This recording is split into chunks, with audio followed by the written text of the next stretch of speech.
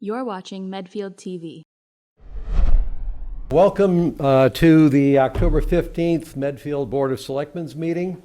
If you have anything you want to say during the meeting and from the audience, I'd ask you to please keep in mind that the meeting itself is being video taped and broadcast. And I understand from the email I got today, or the Facebook post I got today, that I think Medfield TV has actually upgraded the accessibility.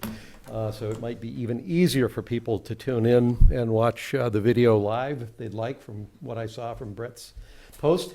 If you do talk, please grab a microphone, identify yourself, and talk through that. That is not for us. That's in order to pick up the audio track for Medfield TV.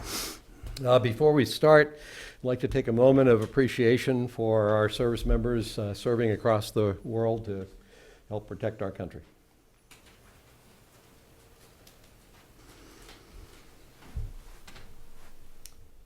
Thank you.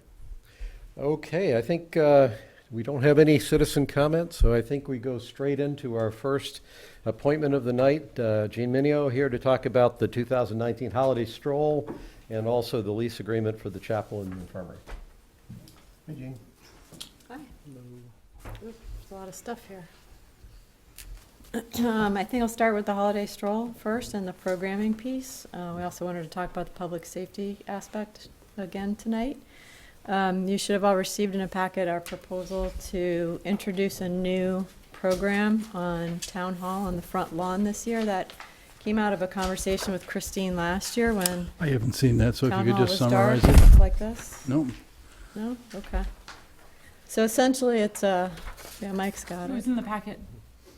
oh, well then I didn't get through the packet, I Okay. beg your pardon. Essentially, it's a video projection.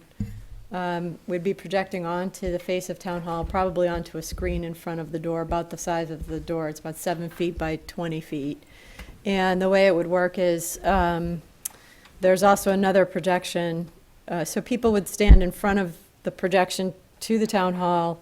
There's kind of a graphic background, and then there's a projector that captures your movement, and that's projected into the background in real time as a silhouette. And it also triggers music at the same time, so you're creating an original sound score along with an original sort of video projection, if you will. So it's appropriate for all ages. The kids will love it. We have a company that want to work with out of Boston to do this, and they've reserved the date for us if we get permission to do it. So it also, we'd like to have as a backup plan a tent on the lawn, a 10 by 10 that could protect the equipment if there's any moisture in the air that night. But other than that, it's pretty self-sustaining, self-sufficient. Questions or comments? So you're also looking for $1,000. Right. If we get permission to do it, we'd also, the total project cost for this program is $4,100. And no more ice sculpture. This would replace the ice sculpture this year. What does the ice sculptor cost? It was $1,000. Do you get to pick your backdrop? I don't think so. I think it's part of the program. Because I would only make the observation that it looks like the gates that will be projected onto the town hall are the entrance to a dungeon. And I was wondering whether that was intentional. or I'll not. ask, Gus. I didn't see it that way. It's pretty ominous looking. You know you can't fight City Hall. Yes, perhaps we should barricade the doors. I guess my question on the money would probably, I'd want to talk about the public safety piece first, because I know there's a financial contribution that we've kind of committed to for that. Yeah. I don't Yep. think in the past we've made a financial contribution towards any of the displays. That's correct. And this year, since this is a bigger one and it's the first year, we're looking for some help to get it off the ground. After that, I think when people see it, we'll have an easier time getting sponsorships for it next year. So is most of the cost of doing the holiday stroll covered by sponsors? Sponsors and artist fees, yes. So that the people that appear actually pay an attending price? The artists do. Yeah, Right. okay. Is that different than everybody? Yeah, they have a lower fee. Everybody being the general public doesn't pay. It's a free event for the Right, public. but everybody that has a display pays a fee. Yes. Yeah, And primarily those fees and most of the sponsorships cover the cost of the promotion for the event. So I think it's a two-part question. One, are we good with the concept? And then if we're good with the concept, are we good with making a contribution? So just, I don't know if we need a formal vote to be good with the concept or not, but Yeah. we can. yeah, I'm very good with the concept. It looks like a lot of fun. Yeah, I think the concept is fine. The financial contribution is not on the agenda anyway, so I don't think we're gonna vote on the financial contribution tonight anyway. But I'd want to hear about the public safety Okay. piece. Can I just make sure that that's true in that the materials? I did not put the request for money on it because I thought we would do all of it at once when we talked about the barrier. So I did not put the money on it. Okay, so tonight we would agree on the concept and then we'd Yeah. have to, you don't have to be here for it, but next Okay. week, or next Yeah. meeting, we would deal with the funding. Okay. It wasn't to make you come back, I promise. So the public safety piece, so we met with Chief Carrico, Deputy Anderson, Bobby Kennedy, and Russ Hallisey last week. Essentially, we'd proposed the same public safety measures as has happened in the past. The invoice from last year's barriers was $2,750. I think in the past, there's always been an allocation of up to about $3,000.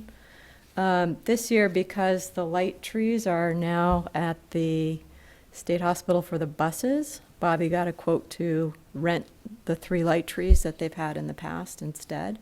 And that total is $691.50. So altogether, that's $3,441.50. And it could be possible to get the 1 light tree, I guess, back, but the timing might be challenging with the stroll starting at 4 and darkness coming and then the buses arriving, which is why the lights are up there at the hospital now. So the only question I have is, we had talked after last year's holiday stroll, there had been some discussion that, given the pattern of people moving in, especially kids, we might extend the barriers further up North Meadows Road to kind of have them be along. Basically, it goes the full length of Baxter Park. There'd be a barrier that much further up because I think there's so many kids running around. Yep. That section of it. And so does that number for the barriers include extending it all the way up? This is for the same number of barriers as I'm looking at last year's estimate. So this would be for the same number as last year. And so And was there a they- decision made not to do that, or?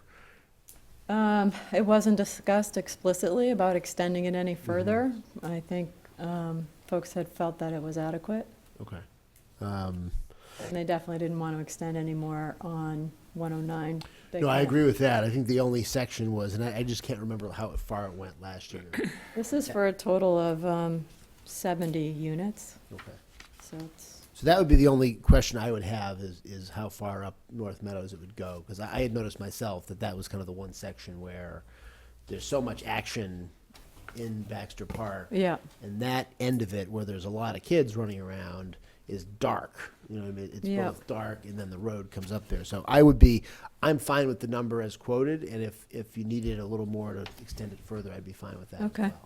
as well. If my memory serves me correctly, I thought we did talk about this after the holiday stroll last year about extending it, so. It's the Okay. that corner is the Yeah. busiest part of the whole evening, Yeah. especially with the stage in the back like that. Yeah. right. Which they want to continue to do. Everybody felt that was a better solution for the location. Yeah.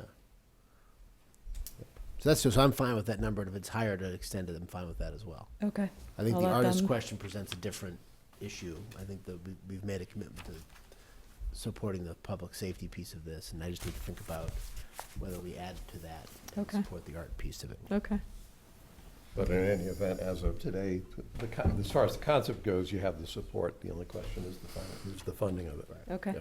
or our fund, the town's contribution to the funding. Right, because just to put it in context, not that we have other requests on it, but this, if we did sponsor the art piece and this, it would be about a quarter of the whole remaining amount we have in the meals tax fund would be going to this event. And last year we did not get a new allocation to Right. it, and who knows what's going I'm to doing happen my best to spend it. this year. We just have to think about that overall. understand. That's just but a good idea. I would say that if last year we didn't get that replenished because we hadn't spent it for the purpose that Right, it was for, right. then this would be the kind of purpose that it's for, so. Right, right. Unless we know for sure that we've got commitments or demands, it's at least worth taking a serious look at it. Right, I agree. And I think the other thing is, I think that if this art installation by Town Hall attracts more people to that area, which I think is it's an under-attended area, like there weren't that many people over there watching the ice sculptor, that you might be able to get a sponsor for somebody who wants to either set Right. their food truck up or their food cart or something near the installation, because it's gonna pull in more people coming by Right. that area, so. Right. Okay, lease next. Well, So- posting signs, I guess, is the next thing you have, permission to post signs. Oh, on right, so Friday. just to announce the stroll in late November. Any objections to No. posting No, signs? no. Okay. Okay. And again, motion, I guess this one we usually vote on signs, right? Yep. So moved. Okay, Second. all those in favor? Yep. Aye. Okay. So then I guess if we want to shift to the lease, I'll invite Vicki Sheps up Okay. for Sure. this part. Vicki's been, I mentioned last time that she was helping us on the lease for the chapel. Good evening and nice to meet you. I'm you. Victoria Sheps. It has been a while since I've been before the board, but some things never change. And I'll start. About Pete, or? It felt like that. Nice to see you. Exactly the same. No, actually, I was talking about the attachment A to the memorandum that Mark Sorrell has submitted to you. I apologize for not being here at your last meeting. I understand there was some fruitful discussion about issues and concerns that will develop with this project. And the reason why I key into the attachment is 21 years ago, Mark and I negotiated the Dwight Derby lease. So it's nice to see that that document will be used as a starting template for this unique project.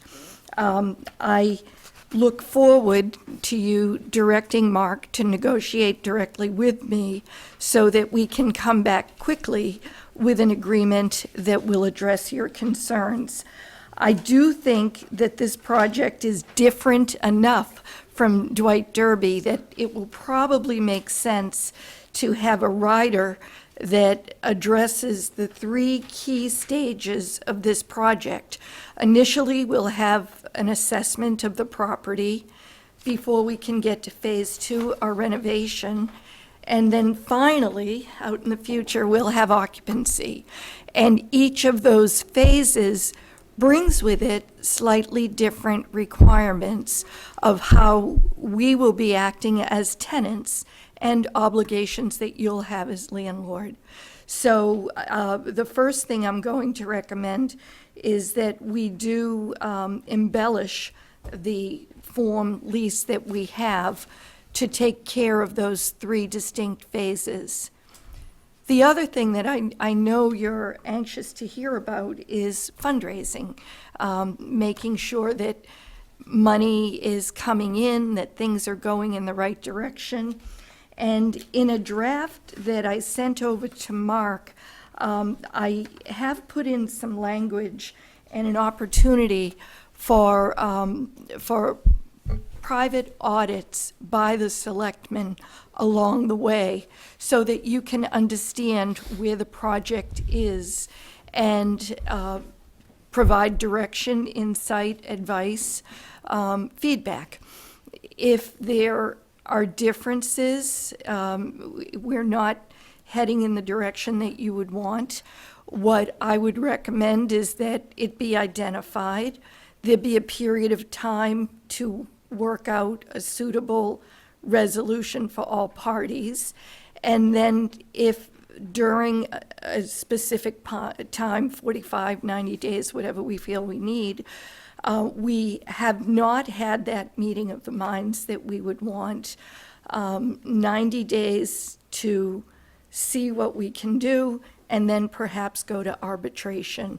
So I feel that there are some flexible tools that we can include in a simpler form to a simple lease like we had with the Dwight Derby House.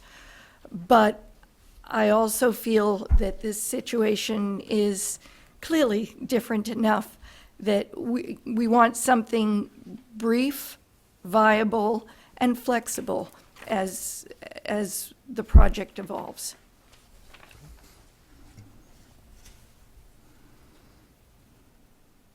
Well, that sounds good to me. Great. I mean, I don't know if we're going to start with questions or with the. Yeah, are we ready? You have it, so that's, we're open for questions? Yes? Absolutely. Okay. So I would just say, from my perspective, and I think Pete and Gus would agree, I think we want the project to succeed. And so I don't want the lease terms to be an obstacle to the success of the project. From the standpoint of protecting the town, I think there's two important things that we need. I think we're all in agreement there's got to be some sort of milestones, some sort of check-ins over the course of the lease term to see how the project is going. And if at some point it's not going to make it, we can terminate the lease. Or if it's going to be successful, or if donors or others need more assurance that that this is going to be viable in the long term, we have to be able to provide that as well, right? We don't want a donor looking at the lease and saying, well, this termination provision puts the project at the mercy of the changing winds of the politics in the town, and if that changes, suddenly you could donate the money to the project, and then the town could decide to change its mind and sort of pull the rug out. So I think we want this to be successful, and we want to, so I don't think those check-in pieces need to be that onerous. So whether you call them audits or however you want to describe it, I think, it should give us some flexibility. I think we are also committing to doing this. The town meeting committed to doing this. And so we want to make sure, and we'd be looking for some input from you and Gene and from Mark on what we can do to make sure that that lease looks pretty solid from the standpoint of the project, so that someone's not going to say, well, this is dicey, right? That if you're succeeding, that our ability to pull the rug out from you is limited. I think that the two areas where we do need some flexibility, one is, I would call it cooperation, collaboration, accommodation with development that may be occurring around the Lee Chapel. And so that we have a preferred scenario for what's going to be voted on at the town meeting in November. That may or may not happen. If it passes, it may look like what's in the pictures. It may not look like what's in the pictures. And so we may require down the road some flexibility in terms of appearance, in terms of other aspects of how this is done. And we'll need to have some, just as you'll need to have some protection from us, we'll need to have some protection from you, and make sure as the town's development plans are advancing, that those plans are not going to be at the mercy of this development, this project, right? And maybe the arbitration is the end game of that, but I think I'd like to have some teeth to that ability, the ability of the town to, I don't want to say impose its will, but ensure that this cultural center can accommodate itself to what's around it, whether it's infrastructure, whether it's blending into some design that's a little different than what's currently contemplated or something like that. And the second piece, and Mark has it in his memo to us, is protection from, and you have it for insurance requirements, sort of protection from the town's liability with respect to the building. And as far as we can tell, it's structurally sound. It seems unlikely to be a big problem in the next 10 to 15 years. I think that if it's being kept up and cleaned up and all the rest of it, and CAM has every incentive to maintain the building. But if there were to be some very significant event that were to happen unexpectedly, struck by lightning and the roof caves in or something, the town's got to be protected from that. And I think if it can probably be done that way via insurance. We don't want to have a situation where, I don't want to have a situation where if the project is not working out, or if something like that were to happen, it's sort of in the interest of the tenant to default on the lease and put the liability back to the town for that building. And so that's my second concern. Wouldn't the property be covered by the town's insurance policy? I'd want to make sure that it would. And Okay. if it wouldn't, that it would be covered by a policy from the tenant. Should As we, long as we're covered on, then that's my concern. If it's covered through the town's insurance, that's fine. If we needed to do something else to make sure that's covered, and otherwise, I just want to make sure that we're not exposed to any more liability on a building that we're not going to be maintaining anymore, and that we're looking to you to maintain. so we were not able to get insurance through our insurance carrier. We had to go to the private market to get insurance because the buildings are vacant. Okay. So I need to contact our insurance company because this is a different arrangement once we actually lease the property. So I will have to get some more information on what the cost is for that. Okay, So those are the two main points for me, just substantive points. thank you. I guess the other point for me would be the issue of concern over making sure that whatever happens at that site doesn't adversely impact the rest of the town's land and value somehow. And so that we want to make sure that, that something doesn't go off the rails and all of a sudden something quite different gets constructed or something that wasn't expected or somehow would devalue the rest of the property surrounding it, would be the concern.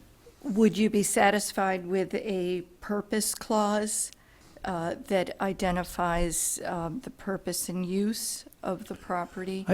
Or are you thinking? Yeah, I would think so, or maybe even a reference to the, I mean, Gene's had some studies done that have some schematics in them that look really attractive, and I'm sure the town would love to have those, but if somehow we ended up with something entirely different for 99 years, then the town might not want that. Peter, are you talking about what's done inside the building or what's done on the outside of the building? Well, I guess it could affect both. I mean, I was thinking of the outside look of the building, but I guess if the programs change substantially and all of a sudden we're having different things than we expected, that might. Because what I'm thinking is, I'm wondering on the outside of the building, if simply a reference to the design guidelines that have been established there takes care of, as long as whatever is done to the buildings is consistent with those, that's going to work. Mark? Going back to the Dwight Derby House as a model, at that time, they presented a fairly detailed game plan, for lack of a better term, in terms of what they were proposing to do, how they were proposing to do it, the financials, all that sort of thing. So they submitted that for the selectmen's review. I think frankly, before the lease was even entered into. And I think that's got to be, we need to, otherwise we're just going to be spinning our wheels here. So and I apologize, Vicki, if your previous submittal actually included this. If it did, tell me, but otherwise I think we need to have those specifics in terms of what the uses and activities are going to be, what the timetable is, what improvements you're proposing to make, particularly if you're talking these 3 stages of assessment, renovation, occupancy, and what you expect to happen at each juncture. I mean, I think the difference with Dwight Derby was it was not a stable building. The town actually appropriated some money to do some basic stabilization, but it was always a concern. And so there was some urgency to get some things done. I'm not sure that's the same situation here. It's more the issue of what improvements they need to make it work for them. And as I expressed to the Vicki and Jean earlier, my concern from a liability standpoint is that they would undertake something that it was not adequately funded, and it would be in the middle, stop, they're out of funds, and now the town owns it. And unfortunately, we've had a few situations like that in the past with other so-called private-public partnerships, and the town ended up having to step in. One was the 56-acre fields, which you may recall, Pete. After the group that was gonna build the fields at no expense to the town had given it all, they came back and they said, well, we've done the best we can, but we can't do any more, and the fields weren't complete. Unfortunately, the DPW was able to step in and do it, but I don't think that's the case here. We're talking construction. So there has to be so I think the starting point is that there needs to be that game plan, operational plan, whatever you want to call it, and then how it's going to be implemented, and then we can respond accordingly to protect the respective interests in a lease. Does the board have any thoughts on what an appropriate check-in period would be? And again, it will change during the assessment period, the renovation period, and the occupancy period. But if there are any thoughts, I don't have thoughts on that. I would actually look to Jean to come up with a schedule that works for her. yeah, And, Oh, because yeah. we want it, as Mike says, we really want it to succeed, so we don't want to impose things that aren't going to be realistic. I mean, I would think it would be different in the occupancy phase. Annual sounds right. If the phases that we follow are the three you proposed, assessment, renovation, and occupancy, it seems to me that I don't know how long an assessment phase you would take, but I would think there would be a check-in at the minimum at the end of that assessment phase, which I'm guessing is you all coming back and saying, yes, the building is about as much work as we thought it was going to be, and it fits our plan, and we're good. Or, no, we didn't realize there were 35 dead bodies buried in the basement, and we think this is maybe, an ancient Indian burial ground that the building was built on top of, and we don't think we can do anything with it. Well- That would be, so that to me is I one. mean, the other milestone. thing, from what, I'm not quite sure if that's what you mean by assessment, but it would make more sense to me to give them a license to enter, let them go do whatever studies, tests, whatever they want to do their evaluation, give them the time period to do that, and then come back and based on that, either we do a lease, or we don't do a lease, and we don't have to address this. I mean, That's what happened with Is the, that- How does that work with your donors, Jeannie? I'm not sure. Okay. I'm not sure that's enough. I think what Vicky, when she was referring to assessment, that's the fundraising phase. And we're guessing at 5 years. We won't know till we get So this is underway. not a technical assessment of the building that you're doing, it's an assessment of the, yeah. It's the actual development.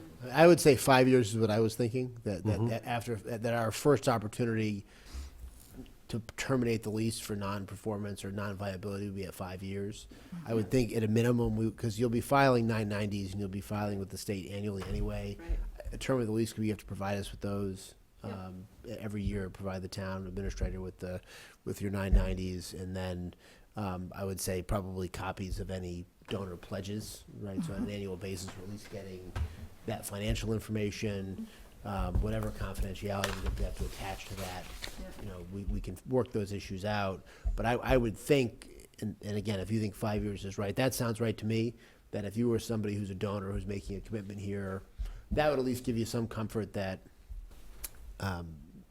we can't terminate this, and if you're hitting certain benchmarks. Right. And I would probably, for your sake, I would be open to having benchmarks built in there that if you hit them, we aren't allowed to terminate the lease at that point, right? I mean, I don't think we should have an unfettered right to terminate them if you are actually hitting those marks. I think deciding what those marks are might take a little bit of thought on both sides, but I think we can probably get there. And I would think, I think some of the default provisions in the Dwight Derby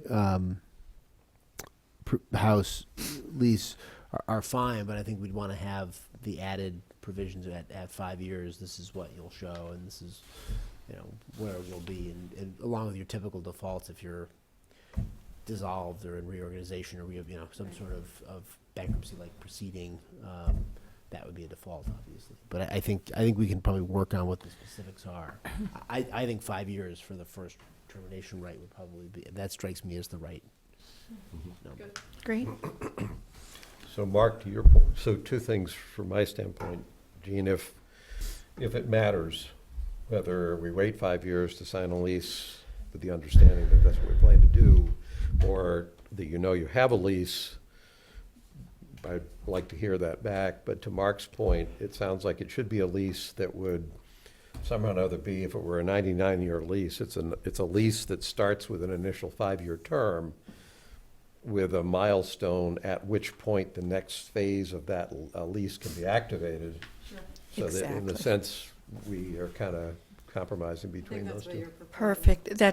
We are exactly on the same page. Right. But I think as a direction to Mark, and Pete, you guys tell me if you disagree, I do think if they hit the marks, we shouldn't be able to terminate it, right? Yeah. It should be, Yeah. Absolutely, yep. just, you know. There's some piece of this that's, we want to see this succeed, and speaking for myself at least, I've seen enough of what Gene's done before, that if I'm going to back a horse, or if, so to speak, I would put my money on Gene. So the spirit of this is that you're trying to do something that we think makes sense to do and that we're supportive of doing, and we expect you to be supportive of that. So some of, if you were just a complete stranger coming in from Kansas or something, then there would maybe be a lot more skepticism around, the credibility, I guess. Thank you. Pete, I want to come back to your design. Again, I'm partly trying to put my head in your shoes around restrictions, but at the same time, acknowledging what Pete's saying. To me, the outside of the building, if there might have to be a reference to design guidelines, but I don't think you'd need to be told that anyway, because I think you're supportive, but I can see how legally there might be something. On the inside, I actually think your first response around, well, if we specify the purposes, then the danger that you're going to take the chapel and turn it into an elephant stall because we're going to bring a circus in there instead. You can't do that because that's not the purpose. So as long as the purpose is clear, whatever you would do to achieve that purpose should be something that would be suitable for the inside of the building that the purpose has been developed for. So, Well, again, I think you need the framework that I referred to earlier, and I don't know the exact size of this, but I suspect it's going to qualify as a place of public assembly. So we're talking state building code at a higher level. We're talking professionals doing the work. We're not talking about, volunteer weekend warriors getting together and doing anything. I mean, we're not talking cleaning, painting, that sort of thing. We're talking any kind of building improvements. And that needs to be addressed. There's a subsidiary area issue because the town still owns the property.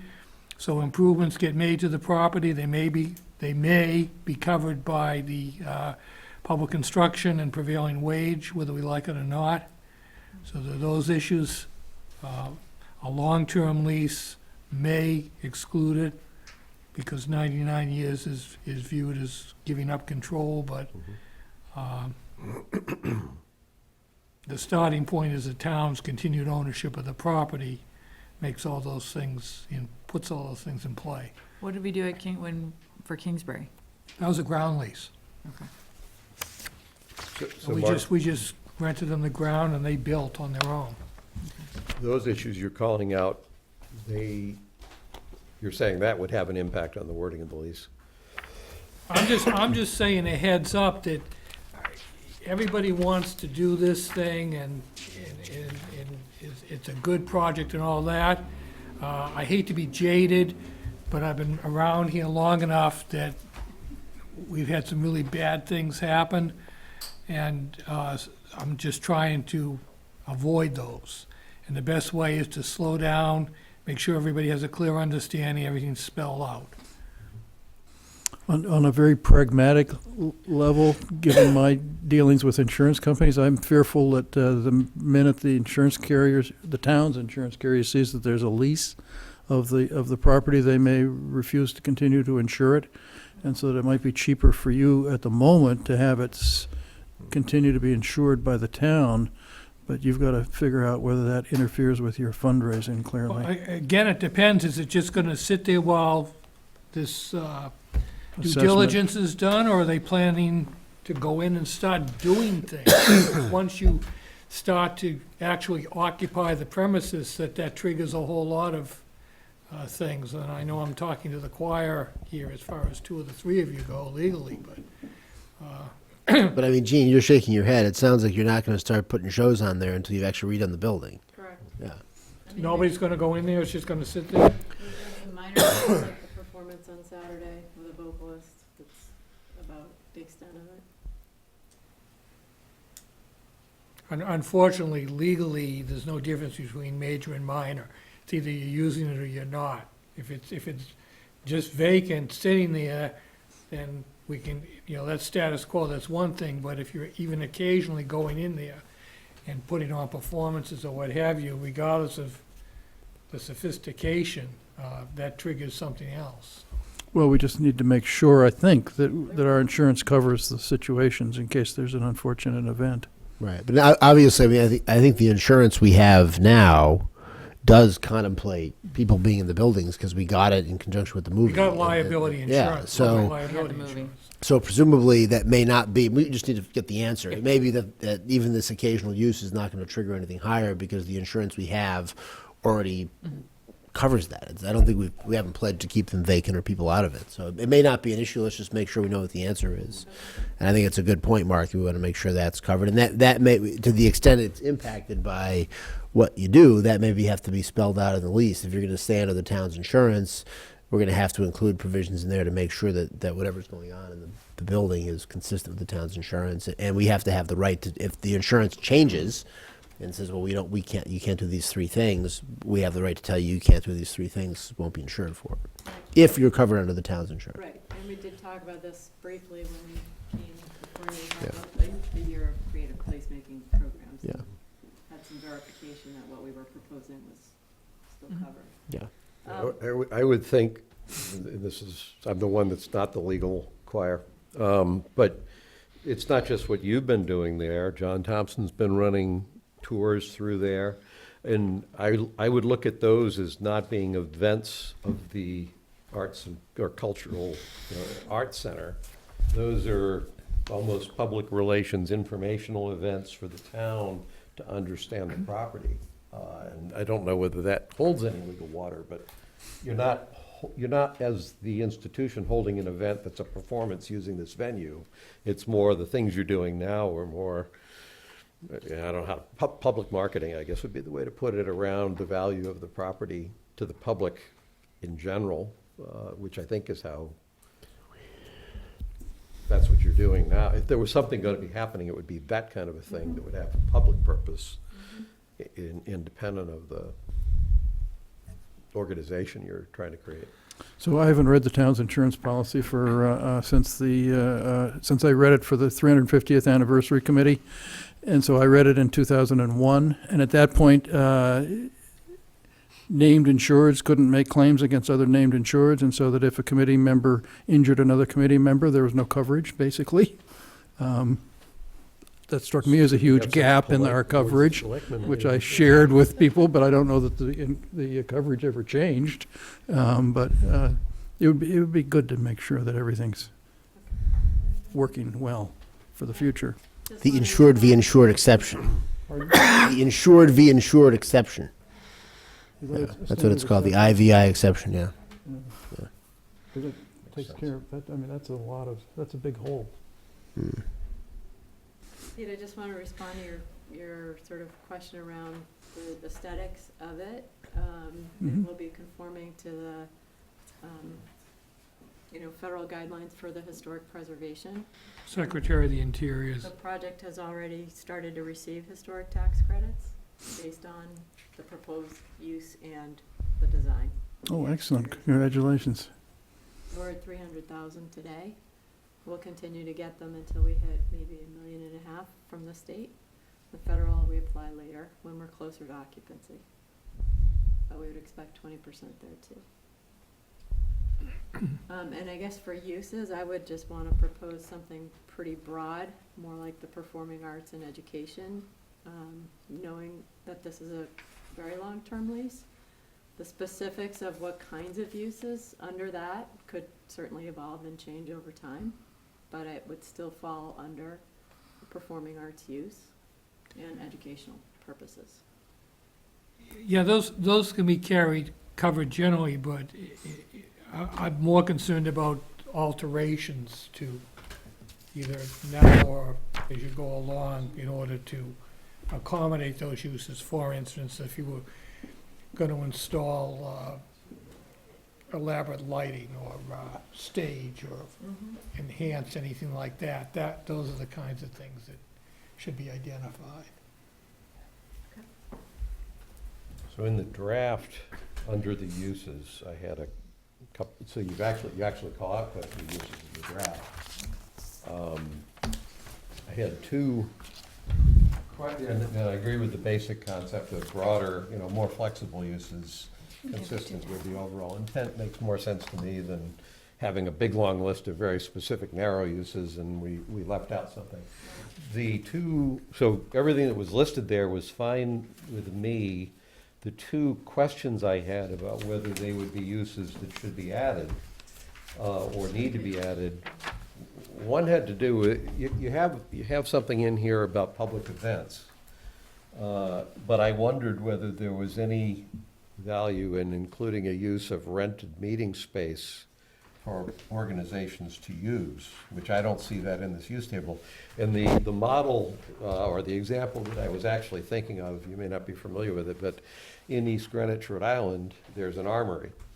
It's a historic armory, and you can rent that armory, and you can actually hold events in there. So it's, the building itself has, a significance that makes it an attractive venue for meetings. And I just didn't see that you would be able to do that here.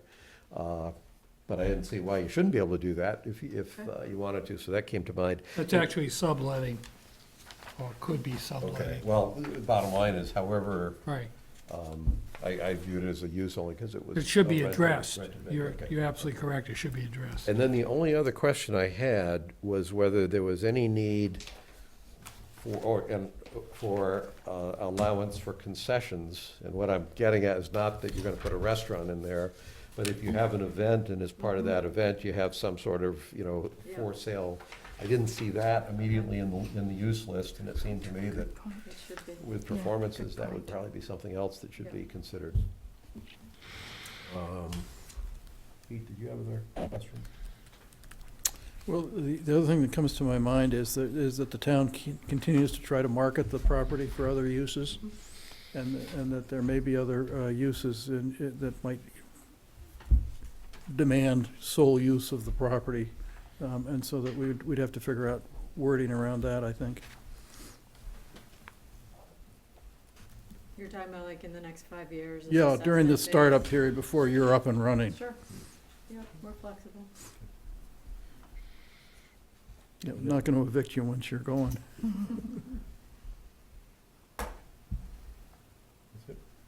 Mhm. I had a couple of others.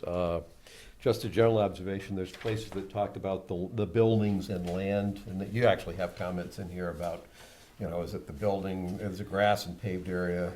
So general comment was, it was not as clear to me in this draft, as it seems like it needs to be about what actually is being leased and what's not, but it sounded like you caught that. The only, I think we talked about doing a survey, didn't we, to actually Right. specify it? Chris mentioned approaching the Norfolk County engineers, because 3 sides are bordered by roadways, the 4th is not. We had general language, and the legislature pounced on that and raised a concern when we tried to get the special legislation through. They stuck in some kind of language that really doesn't make it any better, but we need to be able to define what the lease premises are. the one other, this is a subjective opinion, which is subject to challenge or being overruled. You had a comment about maintenance responsibilities, and said, gee, we might not want the maintenance responsibilities if the land is being used more generally. My reaction was that whatever land is designated in the lease, the maintenance responsibility should go with that, so that we don't get into some of the shell games that we are getting into in other parts of the town. Okay. Our list of grounds maintenance is just getting longer and longer. I have one that's close to my heart, so I get it. I had there were a couple of places where in the draft wording, it felt to me like I would feel better if it was clearer that you were taking the responsibility for the true renovation of the building. Now, it says it in some places, it doesn't say in other places, so, and I don't think there's any doubt in what we intend. So this is a legal, an unqualified legal reaction to things that are not clear in all places. So in item 7, the question I had on 7A was, do we need to specifically call out renovations? Right now, it talks about maintenance and repairs. No, renovations of improvements, that's the next one, B. Okay. It says, in accordance with the purposes set forth in clause number of this agreement, which is an improvement relative to the purposes. And Right. what I'm particularly looking at is the remediation or renovation of the building to make it literally a usable building, which may not be purpose-specific. So I'm not a lawyer. I reacted to that when I read it, and it seemed like I saw. Again, other that's things. why the lease isn't the tail that wags the dog here. It's got to start with basically a proposal from the Alliance as to what it is they're proposing to do, how they're proposing to do it, Yep. and then we make the lease fit to that. Okay. I did have a comment back on the insurance in section 10. My reaction was that the coverage seemed, I'm not trying to make it harder for Gene here, but it seemed like those coverage limits were low for a historic building being used for these purposes. I was looking at it and saying, I think I carry about that on my car insurance. So it just struck me as being low as a technical observation. I'm not necessarily trying to drive you up if there's no good reason for it, but it helped. Like I said, it looked like my car insurance policy. The other question I had was paragraph 18 on arbitration, and the only question I had about that is, as I read this, it sounds like this is voluntary for both sides. Which should be the only way I would recommend it to you. This way? So my question is, what happens if one side doesn't agree to do it? What's the default? Is it Court. just- And that's assumed, even though it doesn't say that. Right. Okay. And there's a typo under 19F, I think. It says, it is agreed and understood. It's a space, the spacing thing. Just like, don't talk about Gene like that. And Mark, on your memorandum, this is partly what came out of this discussion we just had. It seems to me on some of the milestones, the question around check-in times, it's almost like, well, you need to tell us what your projected funding is gonna be, and then the check-in times are gonna be whatever makes sense relative to that. They may be still annual, or it may be that the milestones, we don't have any milestones for the first year, but then there's a big ramp in the next 6 months, or, so it should be, I guess what I'm saying is it would be helpful to have you project what you think you can do. I don't think we have any interest in tightening the screws up on that, and if anything, it might be to build in a little bit of a buffer to give you flexibility.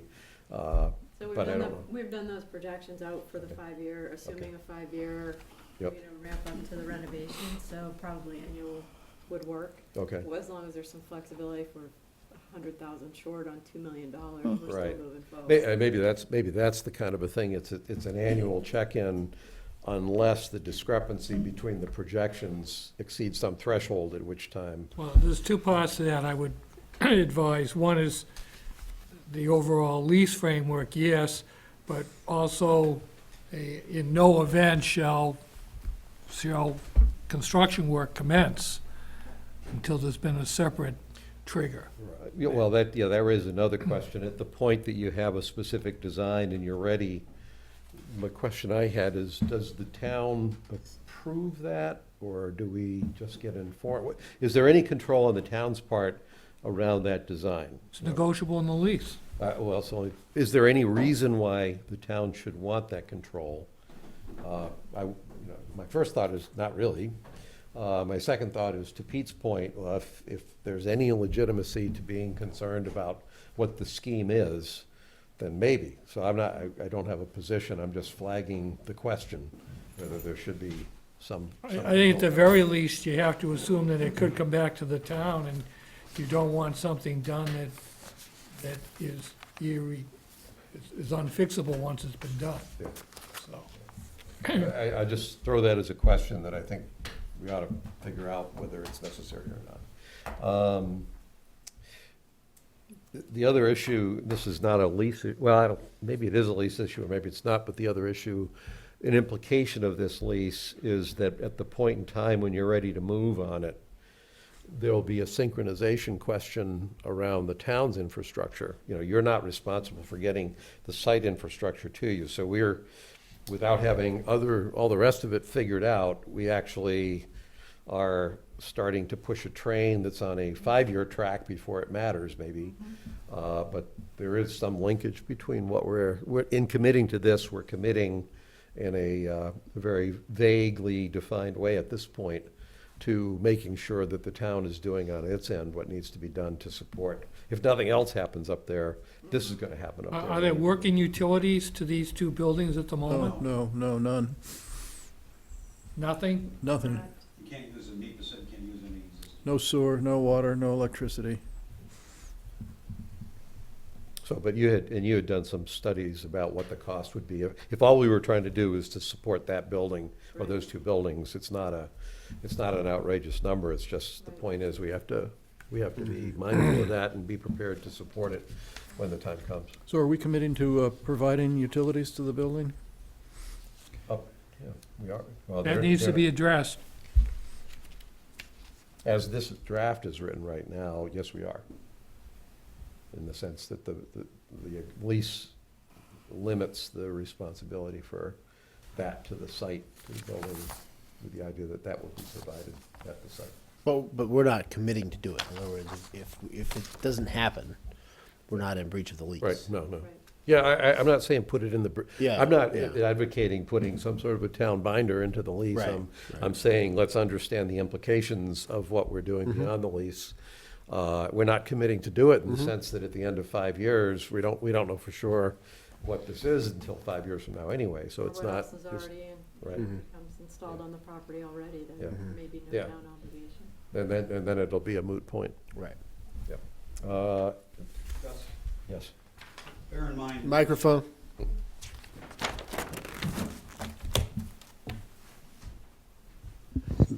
bear in mind that there are environmental responsibilities. You probably will require a notice of project change because the entire property has been submitted and received a certificate, for my environmental impact report. So you're going to have to look at that and probably file for that. So, it won't be a town responsibility, but it'll be a responsibility for whoever the leaseholder is.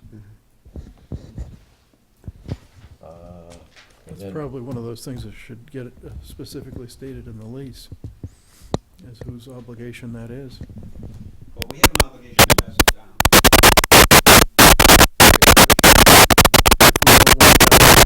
As a town obligation, the lease should probably say so. Is that something we can, I don't even know if we can walk away from that. I have all of it. I can give you two. Well, Bill, is that any different than what would have to be done for any other building being constructed? So that's just a condition of building on that site. In the land disposition Yeah. agreement, we essentially have to pass Yeah. it down in any future use. I mean, I suppose the town could assume that responsibility, but I don't see why you want to. And then my only other comments, Mark, you, in the front of your memo, you had a couple of, effectively, they were questions around phases we talked about, but talked about lessees, uses and activities, and the possession control. I thought those were good questions. I didn't have immediate answers. So personally, I'd be open to, if there are logical arguments for one answer over another, I'm open to it, but this is not my strike zone. So if I might, at what point could you prepare a simple business plan or an outline or something, or have you already provided that? We've already prepared it. I mean, have you provided it to the copies of the selectmen? Well, I think Gus had saw That's- something like a year or two ago. Right. And that was a pretty comprehensive, that was a three-phase plan, so. Well, I mean, I think that would be helpful to get that out, discuss that, tie that into the lease, and then we have some marching orders as to what we need to do.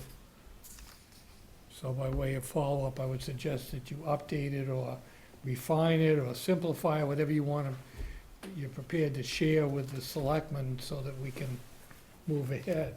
So Gene, I'd recommend it's a simplify versus an update of the whole thing, I think. But Mark, you had said before that essentially there should be some form of a proposal for this project that would come that this lease would then support. Right. It sounds like that would be something we'd want before we'd finalize the lease anyway. I would agree that what you have in the first part of that major plan, certainly to the extent that that's still valid after a couple of years, that would be where I would go for getting the concept in place. And then the issue is, the two things that called out here are practical legal issues that, I might have a personal opinion that's totally uninformed about which one makes sense, but if there's a particular way of doing it that somehow or another is more pertinent or more valuable or more effective for what you have in mind, then I would say we'd be open to hearing the argument for why we would want to do it one way versus another. From what I'm hearing tonight, my gut would be that there's an initial term of the lease, whatever works to do this assessment, and at the end of that time, assuming whatever is involved in that assessment has been satisfied, then it would trigger an extension. And then the only issue is whether you want to have a series of extensions or one big extension for the balance of the lease term. It sounds like there'd be extensions for each phase, probably, for sure. But it's way cleaner if something happens, if you've got a short term to deal with, than to try and fight about a, Mark, relative to what the town has authorized us to do, we've been authorized to lease this property.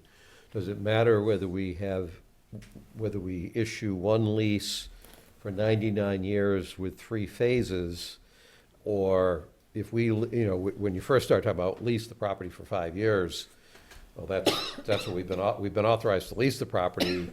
I don't know that we were specifically authorized to then subsequently lease the property. So I wouldn't want to come up with a lease structure that says, well, actually, our authority only went for the first term of the lease. no, the And town then we- meeting gave you the, It gave us, gave you the long Continuing. authority, and that was confirmed by the state legislature. okay, So you have the up to 99 years, you can slice and dice it any way you want. Okay. And in that case, one part of this is if the term of the lease matters for you, Gene, for fundraising purposes, that's great. I think everybody's on line with the idea that we wouldn't just sign a single blanket 99-year lease. We would probably have a first term of our first phase of the lease being that 5-year assessment term. Right. And whether we do 2 more phases or what we do, that's, Right. And I think we'd be looking for Eugene to suggest in the first instance what those milestones would be, and we can decide if they make sense or not. I mean, you know your plan better than we do, and so it's got to both be something that's realistic for you to accomplish, but that will also be meaningful and show meaningful progress. And I think we can probably come to agreement on what those specific terms are. I'd favor a long-term lease, and I'm thinking with the assessment period, and rather than an extension, a transition, and maybe that's simply a word of art, but if I was donating money and there was only a 5-year lease that was to be changed down the line, I think it speaks to the seriousness or the integrity of the project. So it would be a longer-term lease then with the ability to terminate if the conditions are not met. It would be a 99-year lease with 3 distinct phases and a performance metrics. for tied, each one of those. exactly. Yeah, That's fine I with me, think yeah. that works for me. Yeah. Looking at the document that's in front of us with an attorney's eye, 7C refers to plans, and so I think we just need to make sure that the existing plans and specifications are attached or something.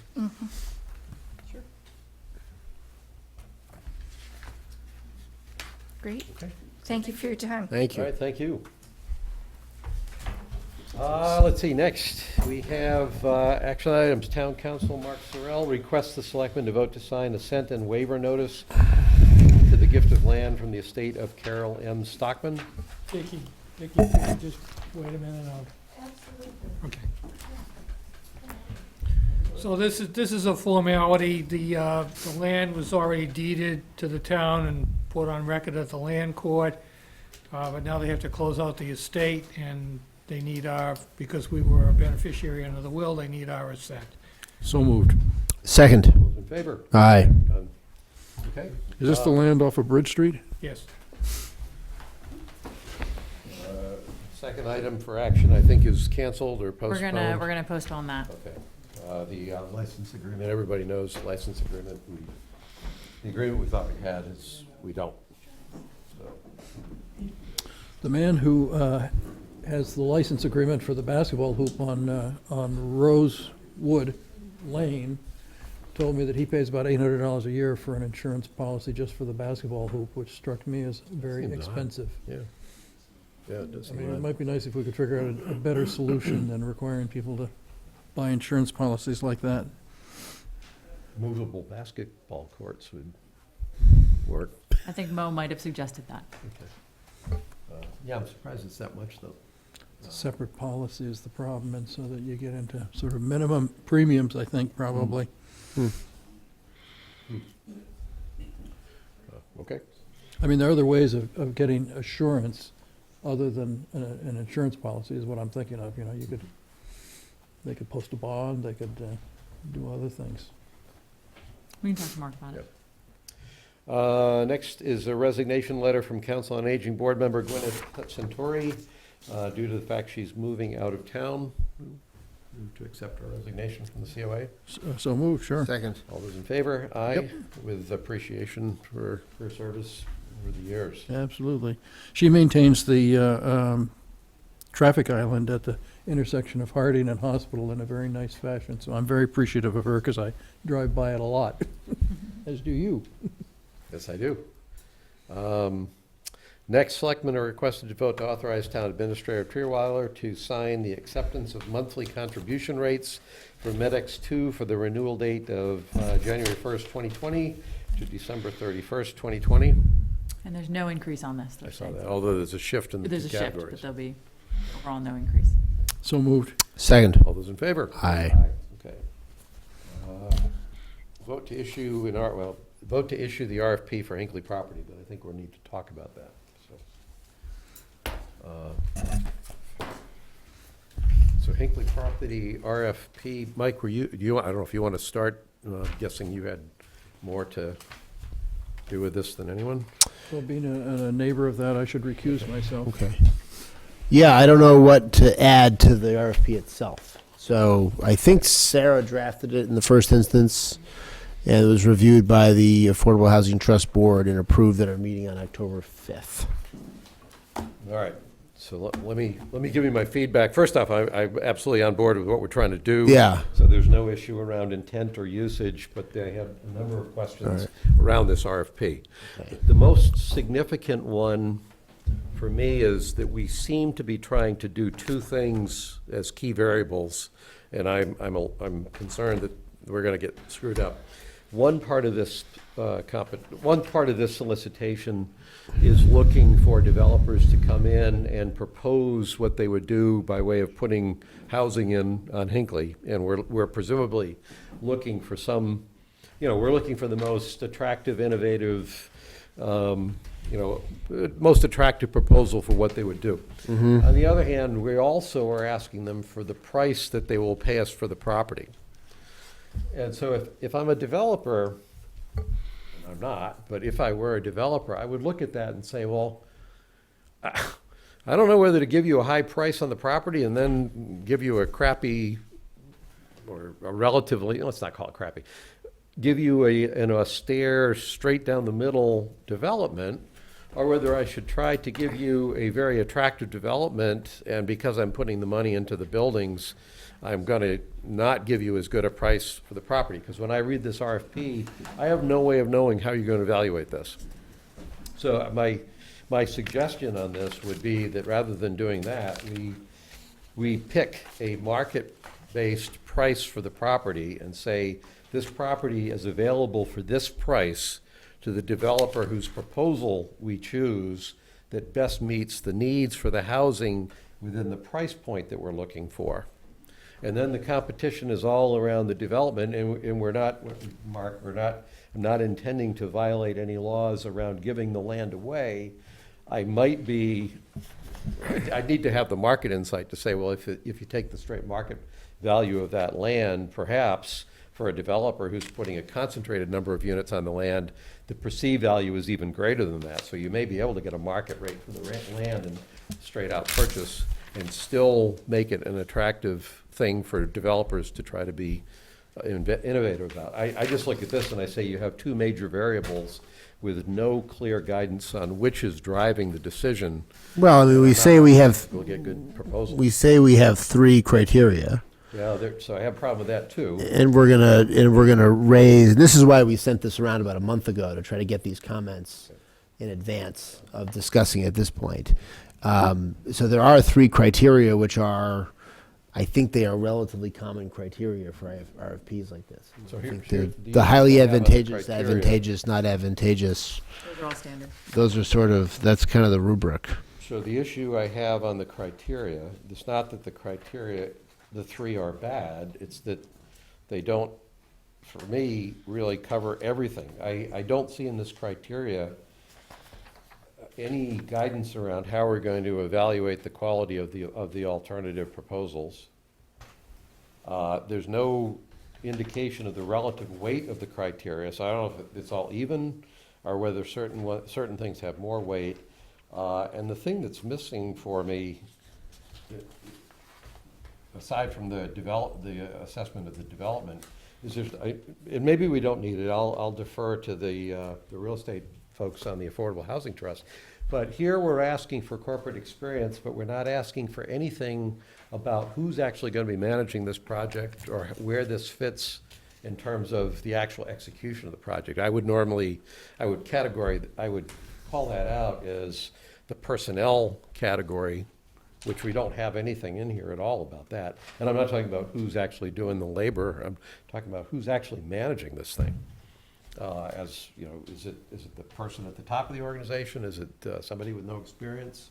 Well, we have in the first criteria, you've got all members of the development team should be able to demonstrate appropriate qualifications for their respective roles. But can you direct me there? That's under 1A. The proposer must demonstrate a positive track record of property development in Medfield or a track record of completing projects of comparable size. Yeah, that's all experience. Must include firm qualification information that demonstrates the success of similar projects. I mean, I don't know if there's other. So the issue is how are they going to manage this project? That's the question. So this is. I mean, they're going to have to corporate put that in the proposal. I mean, that it's if not. you put in the proposal, I mean, they're going to put in the proposal, the people who are going to do the work, what their background is, what their qualifications are, who's going to be doing it. And then we can look at those people and say, those are the people they say are going to do it. And if they don't meet the criteria, they don't have the track record of success, then that'll get a low grade for the team. And if I don't, well, that's fine, except that in the development program concept, I don't think I see anything that says we're looking at staffing.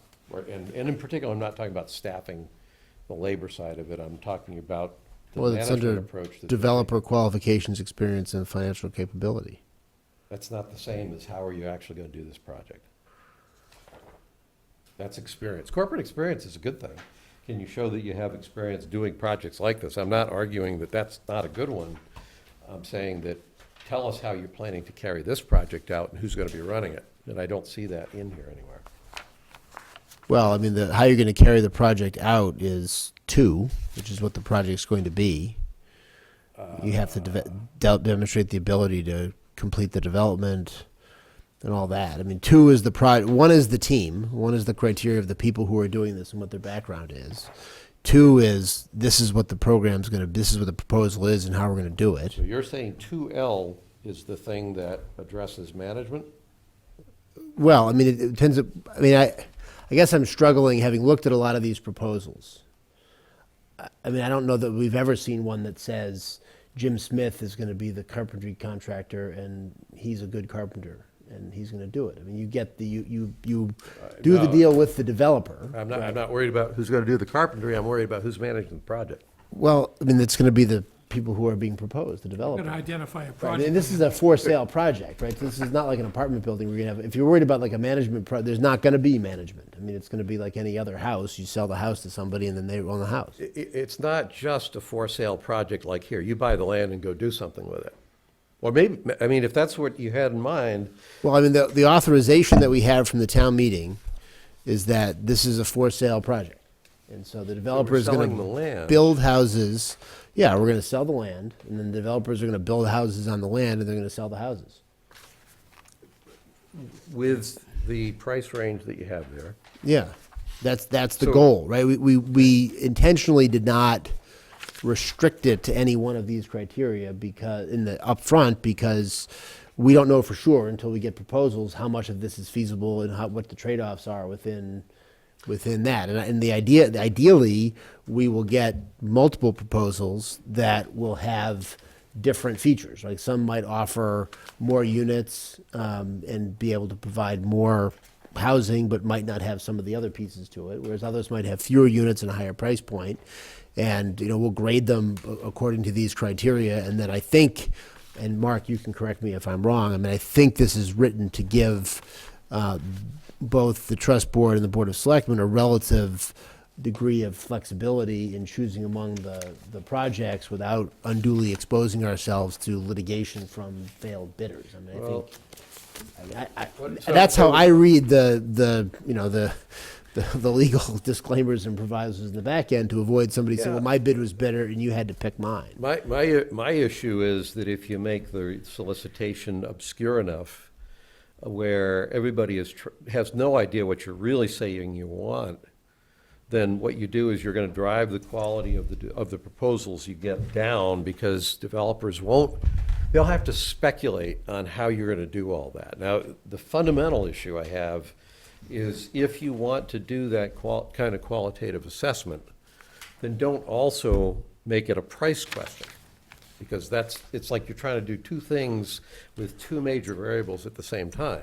So Right, but- my first recommendation would be, choose the price that you're willing to sell the land at, and then say, now come into us with a proposal for what you're gonna do with that land. I mean, Or get rid of all the stuff about, gee, we might want this or we might want that, tell us how much money you're gonna give us, and just say, no, tell us how much you'll get for the land, and you have to build senior housing on it. And Well- as long as If you you're build gonna do senior that, that's not an RFP, that's an invitation to bid. If you're just gonna go with the highest price for the Well, no, an land. invitation to bid would be, we want 25 units on this property, tell us what you'll give us for the property. That's a bid. If you're asking for a proposal, what I'm getting at, Mark, is basically letting the price of the land float and letting the technical approach to developing the land float is not a good setup. why, that's what I don't understand. Because That's how what you does do it in develop? any time you bid out anything. The whole reason you have a bidding process is that, if it's a simple commodity, you just want price, okay? We want to buy 1 million reams of paper, it's all the same, it's just price. But if it's something that's not a commodity, and I don't think this development is a commodity, I think we don't know until there is an actual market bidding process what the range of possible options are and what we might get for it. We may get 5 bids back, each of which says, I'll pay you between $25,000 and $50,000 for this land, because to do a project like this is essentially going to cost me so much in infrastructure, I can't pay much for the land. That may be one answer. You may also have a developer who says, look, I've figured out this infrastructure piece, and so I can get you what you want to get. I mean, the whole idea of having a competitive bidding process is to get the best overall deal for the town. And I don't think we can spell out with precision in advance what the best overall deal for the town is, because we just don't know what the price is going to be. We don't know what developers are going to be able to do from a cost standpoint and what they think they're going to be able to accomplish. And so, I mean, I think the criteria we have are objective, but it gives us enough flexibility and discretion to say, you know what, this is a higher price, but I think overall, given that the thrust of this project is senior housing, we're going to pick the one that's a slightly lower price that gives us more of a senior housing goal. But obviously, if you have, someone offers $1 million and gets you 85% of your senior housing goal, and someone offers you $100,000 and gets you 100% of your senior housing goal, you might say, look, on balance, the $1 million overall is best for the town. If you have three different proposals where the price is very similar, then you're probably the deciding factor is gonna be what the proposal looks like and how closely it meets the criteria and the goals for the development. I just think we don't know, and I personally would like to get market-based proposals from developers who know more than either of us do about how to do this. I mean, I agree with that, except that what I'm reading here is, well, we don't really know what we want. I mean, Because maybe we want a price, or maybe we want houses, or maybe we want some other amenities. I mean, if you want to go, I agree, you can go down the path of saying, listen, we're trying to build senior housing. We think you can put 16 to 20 units on this property. We want the housing to be 1,200 to 1,500 square feet, and we want half of them to be the low end of the price range and half of them, or we want the average price of well, the no, units to be in the middle. it's a 40B project, so 75% of them are gonna be Yeah, market-based, you got 25% are gonna be 25% have to be affordable, that. there's I'm not gonna be talking some about other the balance, market-based. it's gonna have to meet the state 40B criteria, I Correct. mean, that's what Correct. it's gonna be. The market-based They're ones is limited what to I'm talking about. 20% profit. Right. The market-based ones is the one I'm talking about. Right, I get it, and we gave them a range, we talked about, at the trust, quite a bit about what the range we should give them on the market units, Right, so- and kind of landed at that number. Now, again, we're not locking that in, we're not setting that in stone, because it may turn out, based on the proposals we get, that that's not feasible. Right, they may just say, look, I can't build this if that's the market number, and so I can build it if the market number's higher. And so we'll just have to assess that when it comes from these proposals. We may only get one proposal. I mean, I don't know. I just don't think we can pick in advance a price, because we just have no idea. That's fine, but then you need to be more specific in what you're looking for, is what I'm saying. This thing has so many variables in it. It's got I like three wouldn't know, variables. I wouldn't know how to That's- respond. I don't, I No, mean, it's got, you have variables around how many units, what the price of the units are, what additional amenities might be there, and what the price is. I will say, if this has a lot of variables, we better block off like 600 days to work on the hospital RFP, because we will never accomplish getting that done. I mean, this gives a limited number of units. It says what the basic, as we were instructed by the town meeting, we got the contribution from the Council on Aging as to what the general preferences for the design is. I mean, if you think this is a lot of variables, I can't tell you that feeling is incorrect, and this is, to me, is a pretty narrow proposal. We're gonna get proposals that are, between 20 and 30 senior houses that are gonna hit some of, or all. I mean, it may be that all of the amenities that we put in there are gonna be relatively easy. And then we're gonna have some differences in the quality of the developers, differences in the price, and differences in what. Well, And my guess is, we're gonna have a narrow range on what can be built there, because it's not a huge piece of property, and the fixed costs and the fixed infrastructure costs are hard to adjust, but. We've got a financial model on that too, by the way, because McCabe did a financial model on Hingham property, so. So let me try working the positive side of this. I think there are some things we've been specific about. We've said 1,200 to 1,500 square feet. We've said single floor living, because it's for seniors. We have said 40B, so we know 25% of them are going to be affordable. I don't think we've said too much, we haven't said too much about format, standalone, duplex, triplex, 6 in a unit. Now, my thought would be, well, what you're gonna see here is you're gonna see more row house kind of stuff, especially, originally we were talking, I think, 16 to 20. If you're saying 20 to 30, then now we're putting more. I'm not arguing with that if that's what we are intending to build, or if we don't care. But, I mean, it's pretty easy. If I read this with the degree of fuzziness that's around it, the bottom line is I am going to put as many 1,200 to 1,500 square foot units as I can. I'm going to probably price them at the high end of your range to try to make it work, because I have no reason not to. And then I guess I give you some number for either, or maybe I start with what I think I have to pay for the land, and then I design it from there. I don't know. I just have so little guidance around what the focus of this thing will be that I have no idea what we're going to get.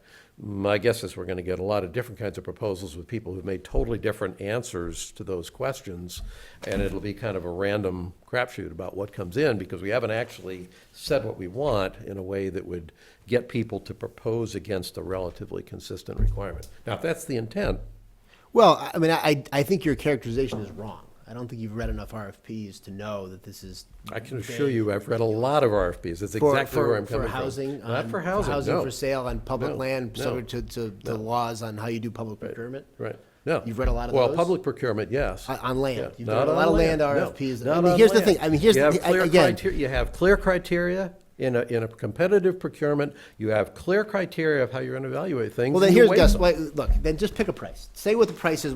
I mean, Well, mark so this up. that's- I gave that this was to you a my month ago and asked for comments a month ago because I didn't want to have this kind of wordsmithing conversation and delay this further for what I think are going to be completely unsubstantive changes. Okay? Because I think, look, I understand the criteria. If I were a developer, I'd say, you know what, they're looking to build senior housing. Here's what they want. This is the land, and I'm going to bid on it. I mean, this is a simple project.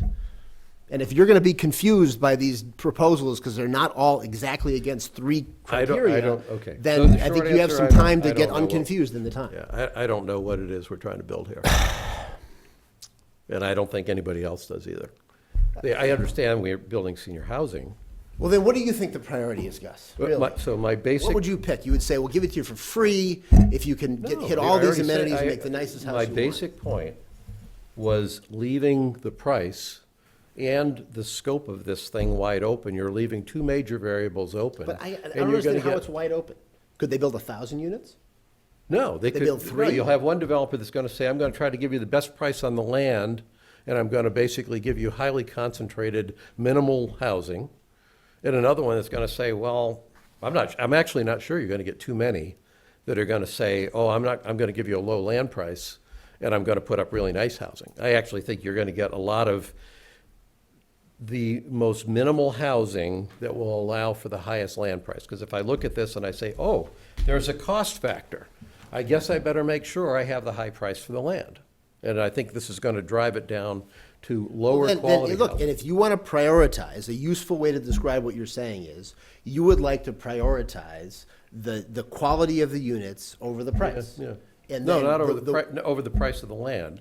Well, Yeah, yeah. over the Not price over of the the price land. of the What you units. want to put in the RFP Right. is you want to adjust the criteria to say that the primary driver of this is going to be the quality of the units and not the price that's paid For the land, for the land. right. Right. But- Well, yeah, but but I the mean, price the that would be price that's paid- paid on the houses is. So everybody pays the same price for the land. Now give us the best housing you can. That's, yeah. I mean, I don't think we can put a price for the land in here, because we don't know what it is. I mean, I don't Well, I think we mean, can you just pick. you pick a market price, You yeah. could set a minimum.